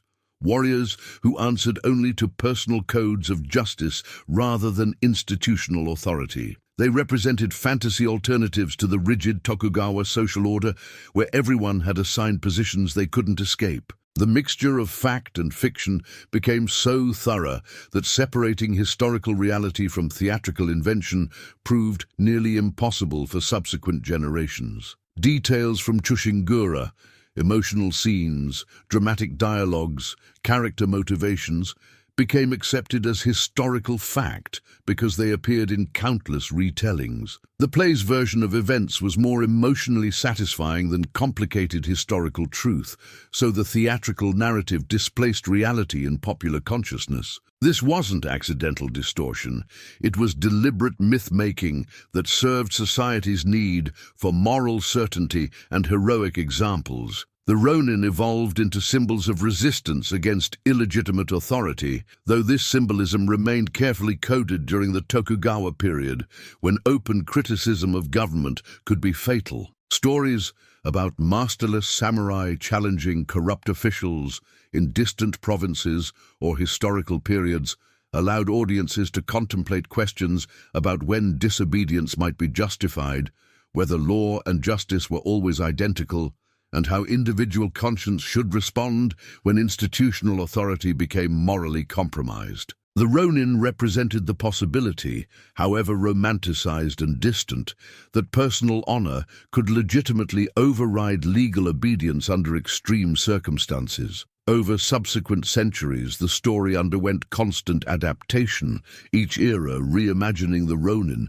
to reflect contemporary concerns and values. During the late Edo period, as economic pressures destabilized samurai society and the shogunate showed signs of weakness, Ronin stories emphasize themes of loyalty during decline and sacrifice despite systemic failure. After the Meiji Restoration abolished the samurai class entirely, the 47 Ronin became symbols of lost warrior culture, nostalgic reminders of values that modernity had supposedly destroyed. During the militaristic period of the 1930s-40s, the government promoted the story as exemplifying absolute loyalty to authority, conveniently ignoring that the Ronin had actually defied government orders. Modern adaptations continued evolving the image. Films portrayed Ronin as tragic heroes caught between duty and survival, emphasizing their humanity rather than their perfection. Some retellings questioned whether the vendetta was justified, whether killing Kira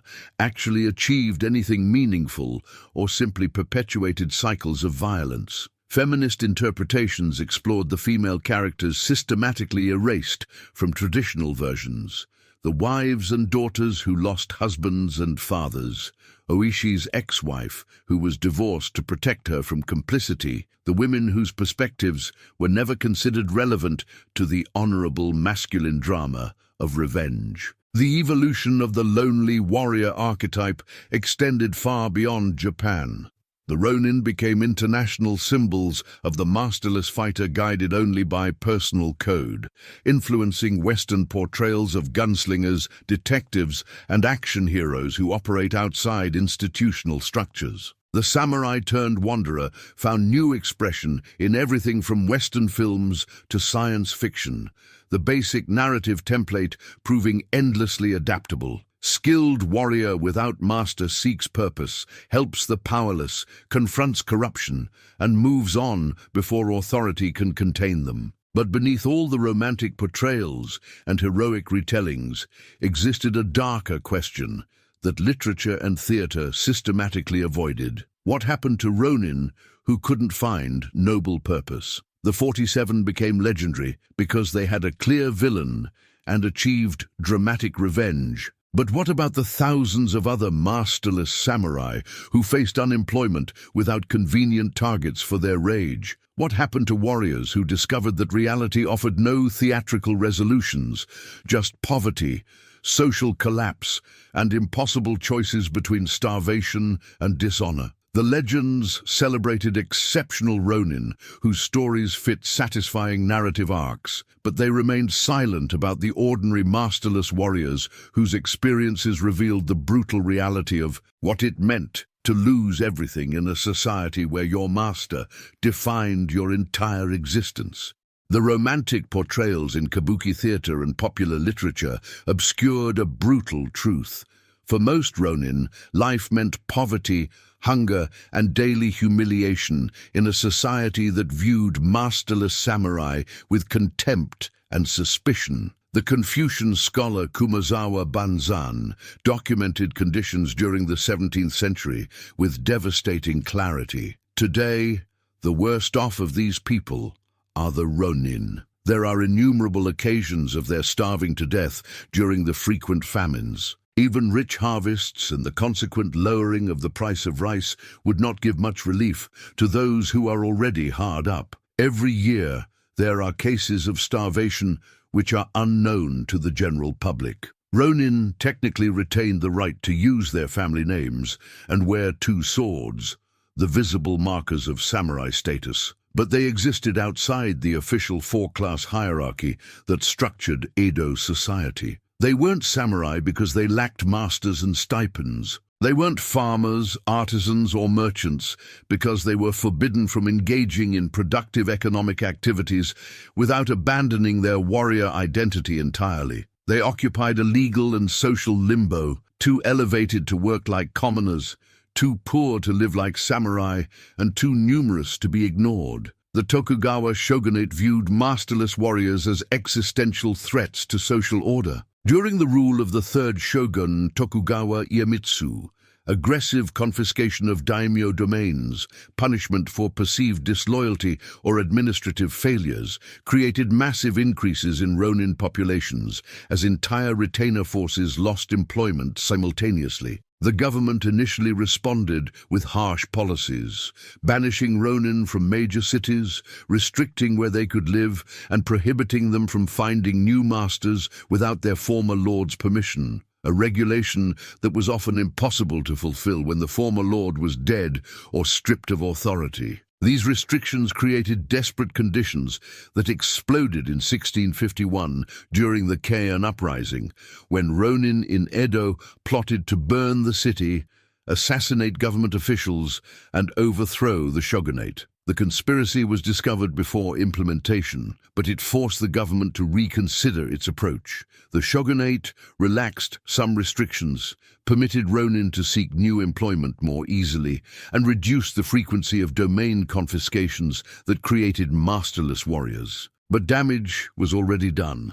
Thousands of Ronin remained unemployed with limited options for survival. The choices available were uniformly grim. Some Ronin found legitimate employment as mercenaries, bodyguards for wealthy merchants who needed protection but couldn't legally hire samurai directly, or martial arts instructors teaching sword fighting and strategy to students who would never fight real battles. These were the fortunate minority. Opening a legitimate dojo required capital, reputation, and stable location.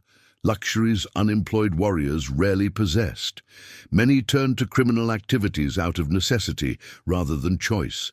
They became highwaymen on rural roads, robbing travelers for survival. They joined yakuza gangs as enforcers, using their combat training to intimidate and extort. They worked as hired muscle for gambling operations, brothels, and underground businesses. Urban areas like Edo, Osaka, and Kyoto developed serious Ronin crime problems as masterless warriors formed gangs that preyed on merchants, engaged in protection rackets, and created public disorder that embarrassed the shogunate's claims about maintaining peace.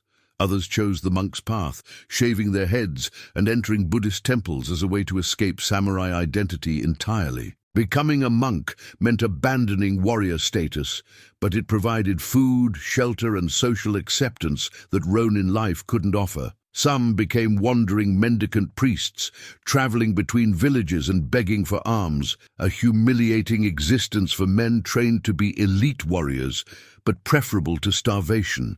The Tokugawa government created additional restrictions that made survival even harder. In some regions, Ronin were prohibited from carrying weapons, stripping them of the two swords that symbolized their samurai status. Laws against vagrancy meant that Ronin, without fixed residences or visible means of support, could be arrested and executed simply for being unemployed, turning unemployment itself into a capital offense. This created impossible catch-22s. You needed a master to have legal income, but finding new masters was restricted. You couldn't work like commoners without abandoning samurai status, but maintaining that status without employment was criminalized. A small percentage of Ronin found new masters, usually through personal connections or exceptional reputation. Daimyo sometimes recruited talented Ronin as specialists in martial arts, strategy, or administration. But these positions were highly competitive, and most Ronin lacked the networks or credentials to access them. The shogunate's restrictions on changing masters meant that even when opportunities appeared, bureaucratic obstacles frequently blocked them. The physical reality of Ronin existence bore no resemblance to theatrical portrayals. The wandering swordsman of popular imagination traveled freely, helping villagers and challenging corrupt officials. The actual Ronin was more likely to be homeless, sleeping under temple eaves or in forests, earning occasional rice by chopping wood or performing manual labor that technically violated his samurai status. His clothing would be threadbare, his swords might be sold for food, and his daily experience would center on hunger, cold, and the constant humiliation of being visibly unemployed in a society where your master defined your worth. The psychological toll was devastating. Samurai identity was constructed around loyalty to one's lord and service within hierarchical structures. Being masterless meant your entire identity framework had collapsed. You were samurai by birth, but not by function. You possessed skills that society no longer needed, and values that economic reality made impossible to maintain. The Bushido code demanded you commit seppuku rather than endure this dishonor, but doing so meant abandoning family members who depended on you for survival, creating impossible choices between abstract honor and concrete responsibilities.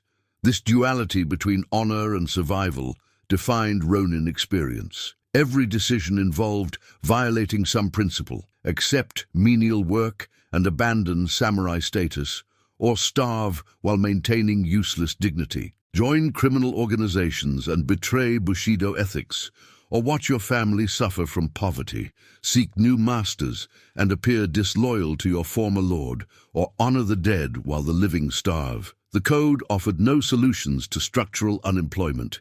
It only demanded impossible perfection from men trapped in circumstances beyond their control. Some Ronin achieved remarkable adaptation despite these obstacles. They became scholars, artists, poets, and intellectuals who enriched Edo period culture, even as society marginalized them. They contributed to literature, calligraphy, philosophy, and education, finding purpose outside traditional martial roles. But these successes were exceptions that proved the rule. Most Ronin lived and died in obscurity, their skills wasted and their suffering unrecorded, except in occasional government documents complaining about masterless warrior crime rates. The nomadic, unstable, brutal reality of Ronin life revealed fundamental contradictions in Tokugawa society. The shogunate needed samurai to justify its authority. Military rule required a military class whose values supposedly legitimized power, but maintaining that class during centuries of peace created surplus warrior population with no function beyond symbolic. The system trapped thousands of men in a caste they couldn't leave, performing roles that no longer existed, sustaining identities that economic reality had made obsolete. And beneath all the theatrical celebrations of the 47 Ronins' loyalty, all the romanticized tales of wandering warriors, existed a darker question. If masterless samurai represented failure and dishonor, what did it mean that Tokugawa policies were systematically creating more of them? If the shogunate's own economic policies and political decisions were manufacturing unemployed warriors by the thousands, was the Ronin crisis a personal moral failure, or was it evidence that the entire system was collapsing under contradictions it could no longer sustain? Not all Ronin disappeared into poverty and obscurity. Some achieved fame, influence, and historical significance despite, or perhaps because of, their masterless status. These exceptional individuals revealed that while the Ronin condition was generally catastrophic, it occasionally created opportunities impossible within rigid samurai hierarchies. Freed from obligations to specific lords, certain masterless warriors carved paths that transformed Japanese culture, politics, and military tradition. Miyamoto Musashi stands as the most legendary Ronin in history.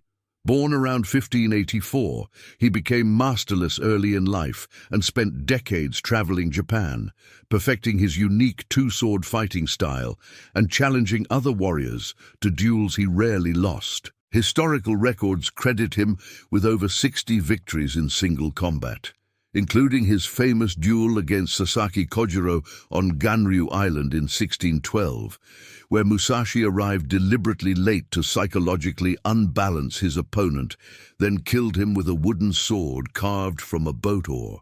But Musashi's real legacy wasn't violence. It was his treatise, The Book of Five Rings, written in 1645, which transformed swordsmanship from mere technique into philosophical discipline. His writings on strategy, timing, and perception influenced not just martial artists, but business strategists and military theorists worldwide. Musashi proved that masterless existence could generate profound insight precisely because it freed warriors from institutional dogma and forced them to develop personal understanding through direct experience. Sakamoto Ryoma represents a different kind of Ronin achievement, political transformation. Born into a low-ranking samurai family in Tosa Domain in 1836, Ryoma abandoned his official position and became Ronin to pursue revolutionary activities during the Bakumatsu period when the Tokugawa shogunate was collapsing. His masterless status allowed him to move between rival domains and facilitate negotiations that would have been impossible for samurai bound to specific lords. He brokered the critical Sacho alliance between the Satsuma and Choshu domains in 1866, two powerful clans that had been bitter enemies, but whose cooperation became essential for overthrowing the shogunate. Ryoma also helped establish Japan's first modern company and navy. He was assassinated in 1867 at age 31, just before the Meiji Restoration he had helped engineer. His masterless condition had been essential to his political success. Official samurai couldn't have navigated the complex, contradictory loyalties required to unite enemies against common opposition. Yagyu Jubei Mitsuyoshi embodies the mystery surrounding famous Ronin. Born in 1607 into the prestigious Yagyu clan that served as sword instructors to Tokugawa shoguns, Jubei vanished from historical records for over a decade during his prime years, a gap that generated countless legends about secret missions, espionage work, and Ronin wandering. Historical evidence suggests he may have operated as an intelligence agent for the shogunate, but the deliberate obscurity surrounding this period made him a perfect subject for romanticization. Stories portrayed him as a master swordsman with only one eye, lost in childhood training, wandering Japan and defeating enemies with supernatural skill. Whether these tales reflected reality or pure invention became irrelevant. Jubei represented the romanticized Ronin archetype, mysterious, skilled beyond normal humans, operating outside conventional structures while serving hidden purposes. Tsukahara Bokuden, who lived from 1489 to 1571, achieved renown as perhaps Japan's greatest swordsman before Musashi. Though technically not permanently Ronin, he served various lords throughout his life. His career exemplified the wandering warrior tradition that defined masterless existence. He traveled extensively, engaging in over 30 serious duels and hundreds of training matches while developing the Kashima Shinto Ryu sword style. His famous encounter with a boastful warrior on a ferry demonstrated his philosophy. Rather than fight, Bokuden suggested they duel on a nearby island, then stranded the braggart there by pushing off the boat, proving that true mastery meant winning without fighting. He established one of Japan's most influential sword schools, demonstrating that Ronin who survived long enough could transition from wandering fighters to respected teachers. Amakusa Shiro represents the darkest Ronin archetype, the rebel leader. Though his Ronin status is debated, he was technically the son of a former samurai rather than a masterless warrior himself. He led the Shimabara Rebellion of 1637-38, the largest peasant uprising in Japanese history. Christian converts and overtaxed farmers rallied behind the 16-year-old Shiro, viewing him as a messianic figure. The rebellion nearly succeeded before being brutally suppressed by shogunate forces, resulting in over 37,000 deaths. Shiro exemplified how masterless warriors could become threats to social order, charismatic figures who could unite the dispossessed against established authority. Beyond these famous individuals,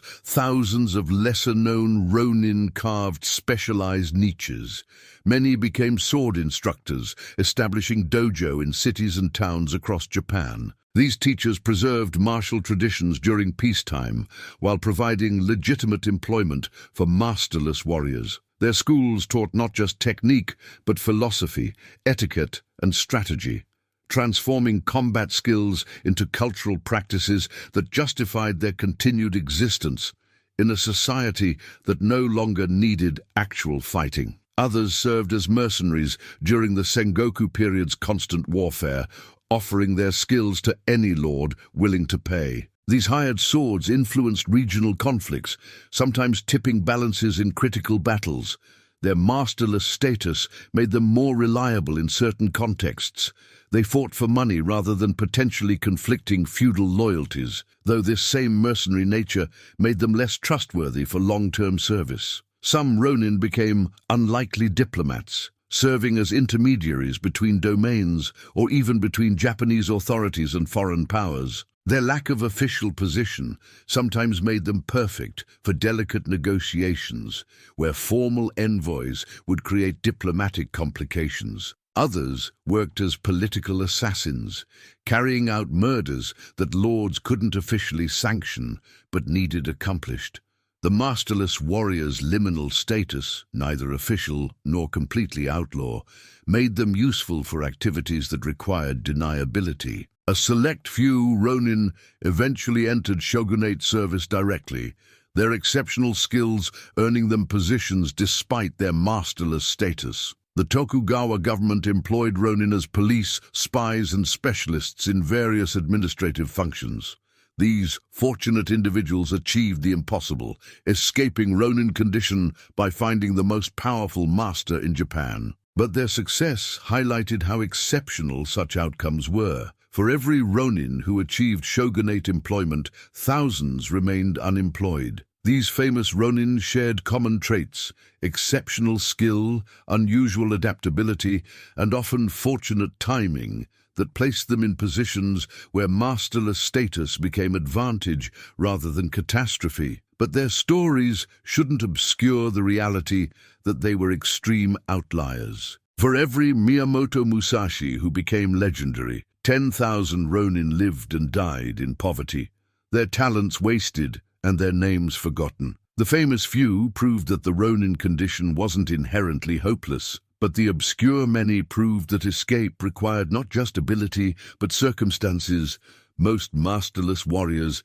never encountered. And as the Edo period progressed, and the Tokugawa economic system showed increasing strain, the Ronin population would grow even larger, not because individual samurai were failing, but because the entire feudal structure that had created and sustained the warrior class was collapsing under contradictions it could no longer manage.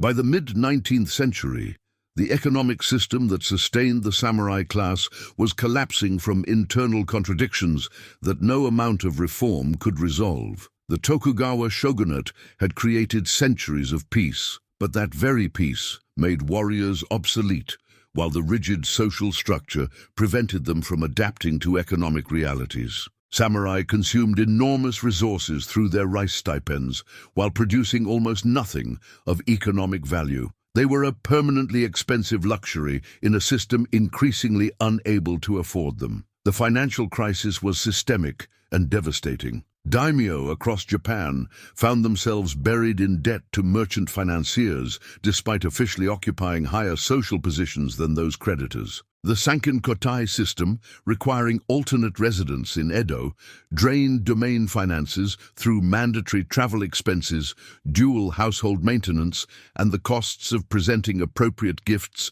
and maintaining status displays at the capital. Many daimyo borrowed heavily against future rice production, trapping themselves in debt cycles they could never escape. When finances became desperate, they cut samurai stipends, delayed payments for months or years, or simply dismissed retainers they could no longer afford. The samurai themselves faced humiliating poverty despite their elevated status. Many were forced to take on side work producing crafts, manufacturing goods, or even working for the merchant class they supposedly outranked. Others borrowed money at usurious rates, accumulating debts that would burden their families for generations. The contradiction was stark. Warriors who claimed moral superiority over merchants based on Confucian values found themselves economically dependent on the very class they theoretically despised. The merchant class, officially the lowest of the four social orders, had become wealthy and powerful through commercial activity, effectively subverting the entire theoretical hierarchy. Natural disasters and famines throughout the late Edo period intensified the crisis. Poor harvests meant reduced rice production, which directly translated to reduced samurai income, since they were paid in rice stipends. Many samurai literally starved during famine years while maintaining appearances of dignity and status. The government's traditional responses, calling for moral reform, increased spiritual discipline, and elimination of luxury, addressed nothing fundamental about the economic contradictions destroying the system. Meanwhile, peasant uprisings and urban riots became increasingly common as taxation burdens grew unbearable and wealth concentration created massive inequality. The shogunate's response was heavy-handed suppression, but this revealed another problem. The samurai monopoly on military force was eroding. Wealthy farmers and merchants hired their own security forces. Villages organized self-defense militias. The exclusive warrior status that supposedly justified samurai privilege meant less when non-samurai could organize effective armed resistance. Then came the foreign intrusion that would accelerate everything. In 1853, Commodore Matthew Perry of the United States Navy arrived in Edo Bay with his black ships, steam-powered warships whose technological superiority over Japanese military capabilities was immediately, humiliatingly obvious. Perry demanded Japan open to foreign trade, and his cannon demonstrated that refusal wasn't really an option. The shogunate, confronting military technology it couldn't match, signed the Treaty of Kanagawa in 1854, ending over 200 years of isolation. This decision shattered shogunate legitimacy. The Tokugawa claimed authority based on their ability to protect Japan and maintain order, but they had capitulated to foreign pressure without even fighting. The title, Sei Taishogun, Great General who subdues the barbarians, became darkly ironic when the shogun couldn't even keep foreign barbarians out of Japanese ports. Political debate exploded across Japan as scholars, samurai, and even commoners publicly questioned whether the Tokugawa deserved to rule. The slogan, Sono Joy, Revere the Emperor, Expel the Barbarians, united critics demanding the shogunate's replacement. Two powerful domains seized the opportunity. Satsuma in southern Kyushu and Choshu in western Honshu. Both were Tozama domains, outside clans that had never been fully loyal to the Tokugawa and had maintained relative autonomy and military strength. They began modernizing their forces using Western military technology, training with firearms and artillery, while the conservative shogunate clung to traditional samurai warfare. The technological and tactical gap was becoming insurmountable. Samurai found themselves fighting on both sides of the emerging conflict. Some remained loyal to the Tokugawa, defending the shogunate that had employed their ancestors for generations. Others joined the imperial restoration movement, believing the emperor should rule directly rather than through military proxies. Still others simply fought for whichever side offered employment and payment, pragmatic mercenaries without strong ideological commitments. This divided loyalty revealed how thoroughly the samurai class had fragmented. There was no unified warrior perspective, just individuals making different calculations about where their interests lay. The Boshin War of 1868-69 brought everything to violent conclusion. Imperial forces, dominated by Satsuma and Choshu troops using modern weapons and Western military tactics, defeated Tokugawa armies that still relied heavily on traditional samurai warfare. The Battle of Toba-Fushimi in January 1868 demonstrated the decisive advantage of modern arms. Smaller imperial forces with rifles and artillery crushed larger Tokugawa armies composed primarily of traditional samurai. The battle lasted only 4 days before shogunate forces retreated in disorder. Shogun Tokugawa Yoshinobu surrendered Edo without a fight, recognizing that continued resistance would only bring foreign intervention and greater destruction. Tokugawa remnants fled north to Hokkaido and briefly declared an independent republic, but imperial forces pursued and destroyed them at the Battle of Hakodate in May 1869, ending the last organized resistance. The Meiji Restoration was complete. The emperor was restored as Japan's official ruler after centuries as a powerless figurehead. But this wasn't really imperial victory. It was victory for domains and individuals who had used the emperor as a symbol to legitimize their own power seizure. More significantly, it marked the beginning of systematic modernization that would completely eliminate the samurai class and the feudal system that had sustained them for 8 centuries. Samurai culture hadn't just become obsolete, it had become actively counterproductive to Japan's survival in a world of industrial nation-states with modern militaries. The warrior class that had defined Japan for nearly a millennium was about to be deliberately, systematically dismantled by the very government many samurai had fought to establish. They had won the war, and their victory would destroy them completely. The question was no longer whether the samurai would survive, but how violently they would resist their own extinction when the new government made its intentions undeniably clear. On January 3, 1868, a group of samurai from the Satsuma and Choshu domains staged a coup d'etat in Kyoto, seizing control of the imperial palace and announcing that political power would be restored to the 15-year-old Emperor Meiji after centuries of military rule.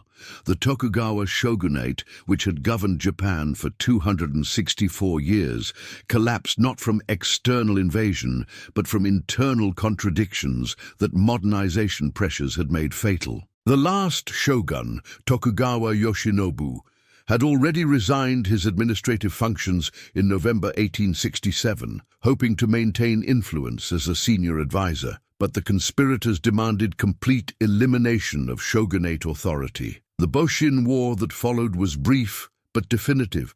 Imperial forces armed with modern rifles and artillery crushed Tokugawa armies that still relied heavily on traditional samurai tactics. The Battle of Toba-Fushimi in January 1868 demonstrated the technological gap. Smaller imperial units with superior firepower routed larger shogunate forces in days. Edo surrendered peacefully in April 1868 after negotiations between Katsu Kaishu for the shogunate and Saigo Takamori for imperial forces prevented what could have been devastating urban warfare. The last Tokugawa loyalists fled to Hokkaido and briefly established a republic, but imperial forces destroyed them at the fortress of Goryokaku in June 1869, ending all organized resistance. The Meiji government immediately began dismantling the feudal system that had sustained samurai for centuries.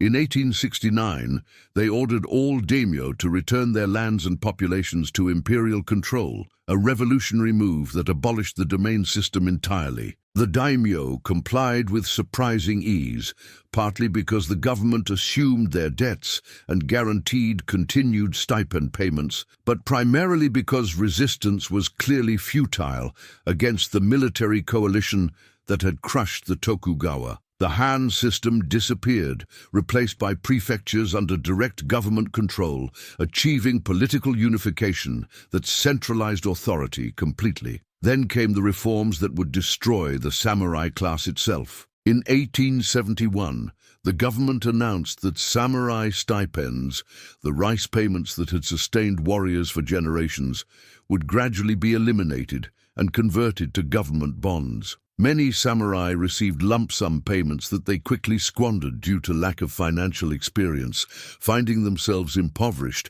within years. The hereditary caste system was officially abolished in 1871, eliminating the legal distinctions between samurai, farmers, artisans, and merchants that had structured society for centuries. The 1873 Conscription Act delivered perhaps the most devastating blow to samurai identity. It established universal male military service, creating a modern army drawn from all classes rather than an exclusive warrior caste. Peasants could now become soldiers, The one function that had supposedly justified samurai privilege was now available to anyone. The act rendered 8 centuries of warrior tradition obsolete overnight, reducing samurai martial expertise to irrelevant historical curiosity in an age of rifles, artillery, and industrial warfare. In 1876, the government prohibited the wearing of swords in public, the Heitere Edict that stripped samurai of their most visible status symbol. The two-sword privilege that had distinguished warriors from commoners for centuries became a criminal offense to display. Former samurai who continued wearing their blades risked arrest and confiscation. This wasn't just practical policy, it was symbolic annihilation, eliminating the physical markers that had defined samurai identity since the class emerged. Many former samurai adapted to the new order, finding positions in the modernizing government, police forces, and military. The Meiji oligarchs themselves, men like Saigo Takamori, Okubo Toshimichi, and Kido Takayoshi, were former samurai who had engineered the restoration and now led Japan's transformation. They established a Western-style cabinet system, created specialized ministries, built railroads and telegraph networks, and sent students abroad to learn European and American technologies. Former warriors became bureaucrats, police officers, military commanders in modern armies, teachers and businessmen, adapting their skills to new contexts or learning entirely new professions. But not all samurai accepted their extinction peacefully. Between 1874 and 1877, a series of samurai rebellions erupted as traditionalists refused to accept the elimination of their class. The largest and most significant was the Satsuma Rebellion of 1877, led ironically by Saigo Takamori himself, one of the primary architects of the Meiji Restoration, who had become disillusioned with the government's direction. Saigo rallied approximately 20,000 samurai who rejected modernization and demanded restoration of warrior privileges. The rebellion became a final tragic demonstration of samurai obsolescence. Saigo's warriors, armed with traditional swords and limited firearms, fighting according to Bushido principles, faced a modern conscript army of over 60,000 equipped with artillery, rifles, and modern tactics. The government forces weren't elite warriors, but ordinary citizens who'd undergone standardized military training. They crushed the samurai rebels in campaign after campaign, pushing them back across Kyushu until the final stand at Shiroyama in September 1877. Saigo committed seppuku as government bullets tore through his remaining forces, dying alongside the warrior culture he had tried to preserve. The rebellion's failure proved definitively that samurai martial traditions were worthless against industrial military power. Individual sword skill, warrior spirit, and Bushido values couldn't overcome superior technology and organized mass armies. The romantic notion of the noble warrior defeating enemies through pure martial excellence died with Saigo and his followers on that mountain. The Meiji government had not just defeated a rebellion, they had executed an entire class's final death throes. The Ronin condition ceased to exist as a distinct social category because the samurai condition itself had been abolished. When everyone was legally equal and employment wasn't restricted by hereditary caste, being masterless lost its special meaning. Former Ronin and former samurai were equally unemployed men in a rapidly changing society where traditional status meant nothing. Some adapted successfully, but many, especially older warriors who had spent entire lives training for battles that would never come, found themselves permanently displaced, unable to function in the modern economy that required skills they had never developed. The Meiji Constitution of 1889 formalized the new order, establishing a constitutional monarchy where the emperor served as symbolic head, while elected representatives and appointed officials wielded actual power. Emperor Meiji became a living symbol of Japanese tradition and national unity, his image used to legitimize radical modernization as somehow consistent with eternal Japanese values. The contradiction was profound. A government that had eliminated the warrior class claimed continuity with martial traditions. A regime that had destroyed feudalism invoked feudal loyalty to justify centralized authority. By the early 20th century, Japan had transformed utterly. Railroads crisscrossed the islands. Telegraph lines connected cities. Factories produced modern goods. A conscript military using Western organization and equipment had defeated China in 1894–95 and would shock the world by defeating Russia in 1904–05. Japan had achieved the modernization that Meiji leaders had desperately pursued to avoid becoming a Western colony, but the price was complete elimination of the social system that had defined Japanese civilization for a millennium. The samurai were gone. Not just their legal status or economic function, but the entire cultural framework that had made them possible. 1,000 years of warrior culture, from provincial mounted archers in the Heian period, through Genpei war epics, through the rise and fall of shoguns, through the peaceful Tokugawa centuries, where warriors became bureaucrats, had ended not with glorious final battles, but with government edicts, bond conversions, and modernization programs that rendered martial tradition irrelevant. But the story wasn't quite finished. The mythology of the samurai, the legends, values, and romanticized narratives about loyalty, honor, and warrior spirit would survive the class itself and transform into something new and far more dangerous. The Ronin died as a social reality in the late 19th century, but the mythology became more powerful than historical truth ever was. In modern Japan, the Ronin exists primarily as cultural symbol, a flexible metaphor that different eras and contexts have adapted to represent rebellion, independence, lost values, and resistance to conformity. The masterless warrior has been reimagined countless times, each interpretation revealing more about contemporary anxieties than historical reality. Cinema transformed the Ronin into Japan's most iconic fictional archetype. Director Akira Kurosawa's masterpiece, Seven Samurai, 1954, created the template. Masterless warriors hire themselves to defend a village against bandits, finding purpose through protecting the powerless despite knowing their skills are becoming obsolete. The film acknowledged samurai decline while celebrating warrior values, creating emotionally resonant tension between martial excellence and social irrelevance. Kurosawa's Ronin weren't perfect heroes.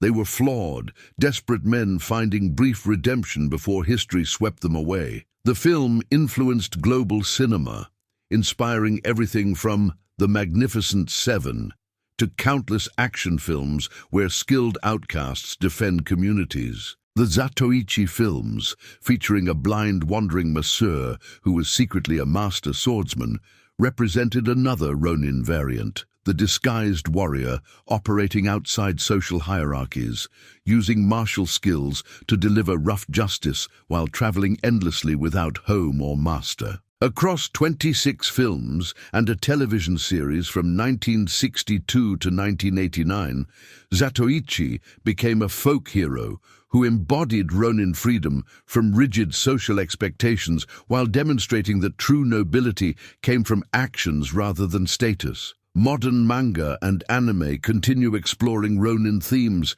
with increasing complexity. Rurouni Kenshin portrays a former assassin wandering Meiji-era Japan, seeking redemption for violent past. Samurai Champloo blends hip-hop culture with Edo period setting, using Ronin characters to explore themes of identity, freedom, and cultural hybridity. Vagabond, based loosely on Miyamoto Musashi's life, transforms the legendary swordsman into a philosophical explorer seeking truth through combat and meditation. These adaptations acknowledge that historical Ronin were often violent, desperate, and morally compromised, but find deeper meaning in their struggles with purpose and identity. Contemporary Japan has embraced Ronin as metaphor for anyone existing outside traditional employment structures. University students who fail entrance examinations and spend years studying to retake them are called examination Ronin.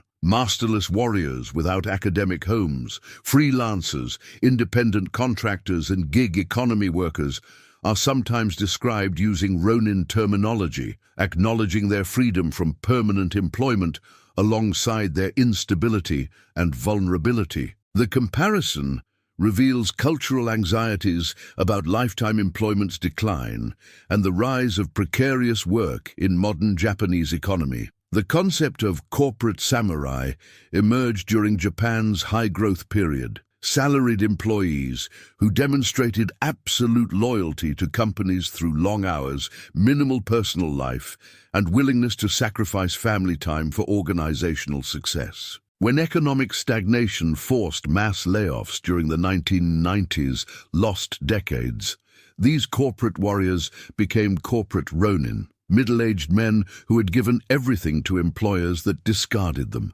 The terminology wasn't accidental. It connected contemporary economic displacement to historical samurai losing masters through no fault of their own, making modern unemployment resonate with deeper cultural narratives about loyalty betrayed. Museums and historic sites preserve Ronin memory through deliberate curation and selective emphasis. Sengoku-ji Temple in Tokyo, where the 47 Ronin are buried alongside Asano Naganori, remains one of Japan's most visited historical sites. The temple conducts annual memorial ceremonies on December 14th, commemorating the 1702 raid, with ritual processions, incense offerings, and dramatic reenactments. Thousands attend, demonstrating how the vendetta has been elevated to foundational cultural narrative, proof that loyalty and honor still matter in a world where such values seem increasingly rare. Tourism around the 47 Ronin has become substantial industry. Guided tours trace the Ronin's path from Kira's mansion to Sengoku-ji. Museums display artifacts, some authentic, many dubious, claiming connections to the raid. Gift shops sell 47 Ronin merchandise, keychains, t-shirts, action figures, and illustrated books simplifying the story into easily consumable heroism. The commercialization sometimes borders on parody, transforming desperate unemployed warriors who committed murder into cute cartoon characters, but it demonstrates the legend's persistent appeal across demographics. Miyamoto Musashi undergoes continuous reinterpretation that reflects changing values. Eiji Yoshikawa's fictionalized 1930s-40s novel Musashi portrayed him as embodying traditional Japanese warrior spirit during militaristic period. Post-war adaptations emphasized his philosophical writings and spiritual development over violence. Contemporary versions explore his psychology, relationships, and internal contradictions. The Book of Five Rings is taught in business schools as strategy manual, with samurai tactics reframed as management principles, a transformation that would have baffled the historical Musashi, who wrote about killing efficiently. The lonely warrior archetype has been exported globally and transformed through international cultural filters. Hollywood samurai films often miss nuance of Japanese source material, creating action heroes whose connection to historical reality is purely aesthetic. Video games feature Ronin characters defined entirely by combat mechanics, their masterless condition providing narrative excuse for wandering gameplay rather than representing actual social displacement. Western audiences embrace romanticized Ronin imagery, the mysterious swordsman bound by personal code, while remaining largely ignorant of the poverty, desperation, and systemic failures that created historical masterless warriors. The contrast between contemporary mythology and historical reality has become nearly absolute. Modern portrayals emphasize Ronin freedom, independence, and moral autonomy, characteristics that real Ronin rarely possessed. Historical masterless samurai were trapped between codes they couldn't fulfill and economic conditions that made fulfillment impossible. They weren't free. They were unemployed in a society where unemployment was criminalized. They weren't independent. They were desperate for any master who would hire them. They weren't morally autonomous. They were forced to compromise principles constantly just to survive. Yet the mythology persists precisely because it addresses needs historical reality couldn't satisfy. The Ronin represents the possibility of living by personal values rather than institutional demands, of maintaining integrity despite social pressure, of finding purpose through chosen commitments rather than inherited obligations. In an increasingly bureaucratic corporate conformist society, the masterless warrior symbolizes resistance, even if that resistance is pure fantasy that historical Ronin never experienced. Modern Japan simultaneously celebrates Ronin mythology while maintaining social systems that punish actual deviation from expected paths. Students, employees, and citizens face enormous pressure to follow predetermined trajectories. Proper schools, proper companies, proper families, proper retirement. Those who fall off these tracks experience stigma and difficulty that echoes Ronin marginalization. Yet the culture produces endless narratives celebrating those who reject conformity and forge independent paths. The contradiction reveals deep ambivalence about individual autonomy versus social obligation, a tension that has defined Japanese culture since the feudal period created the samurai class itself. But perhaps the most profound question remains unasked in most contemporary discussions.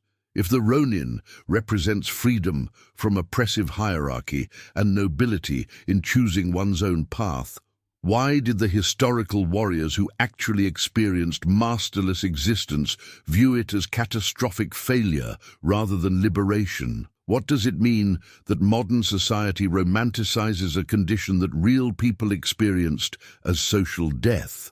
The word Ronin translates literally as wave person, a human adrift like water without direction or destination. This wasn't poetic metaphor, but brutal reality. Masterless samurai were men without purpose in a society where your master defined your entire existence.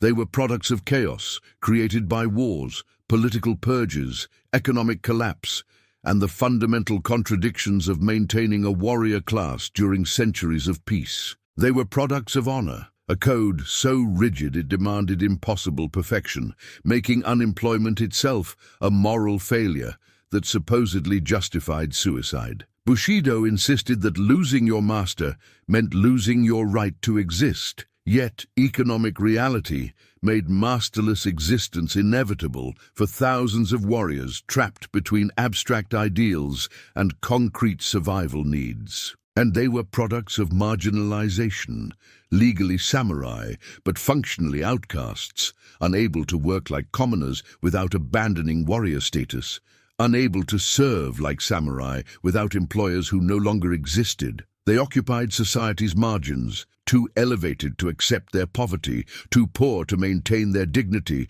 too numerous to ignore, but too threatening to fully accommodate. The historical Ronin experienced their condition as catastrophic failure and social death. But the mythology that survived them represents something entirely different: freedom from oppressive hierarchy, nobility in choosing personal values over institutional demands, and the possibility of forging independent purpose despite society's rigid expectations. The myth persists because it addresses contemporary desires for autonomy and authenticity, even though real Ronin rarely experienced either. The Ronin remains Japan's eternal wanderer, tragic figure and rebellious hero, failure and freedom fighter, historical reality and timeless symbol. The contradiction defines him: a warrior without war, a servant without master, a man of honor living in dishonor, forever searching for purpose in a world that no longer needs what he represents. His story is both inspiration and warning, proof that individual integrity can survive systemic collapse, but also reminder that surviving outside established structures means accepting marginalization, poverty, and the constant accusation of having failed some fundamental duty you never fully understood. The 47 Ronin died in 1703. The samurai class was abolished in 1876. But the Ronin, the masterless warrior navigating impossible contradictions between duty and survival, honor and reality, myth and truth, remains embedded in global consciousness as symbol of something we've lost and something we've never actually possessed. If you want to discover more about what remains of the samurai soul in the modern world, the values that persist, the contradictions that define us, and the myths we create to make sense of systems that no longer function, subscribe to our channel as we reach toward 2,000 subscribers. Hit that like button and tell us in the comments what fascinates you most about the Ronin story. Your engagement helps us continue exploring the histories they never taught you. The wave continues rolling. The wanderer keeps walking. And somewhere between what was real and what we needed to believe, the Ronin's shadow stretches across centuries. Eternal reminder that the most powerful stories are often the ones that never quite happened the way we remember them.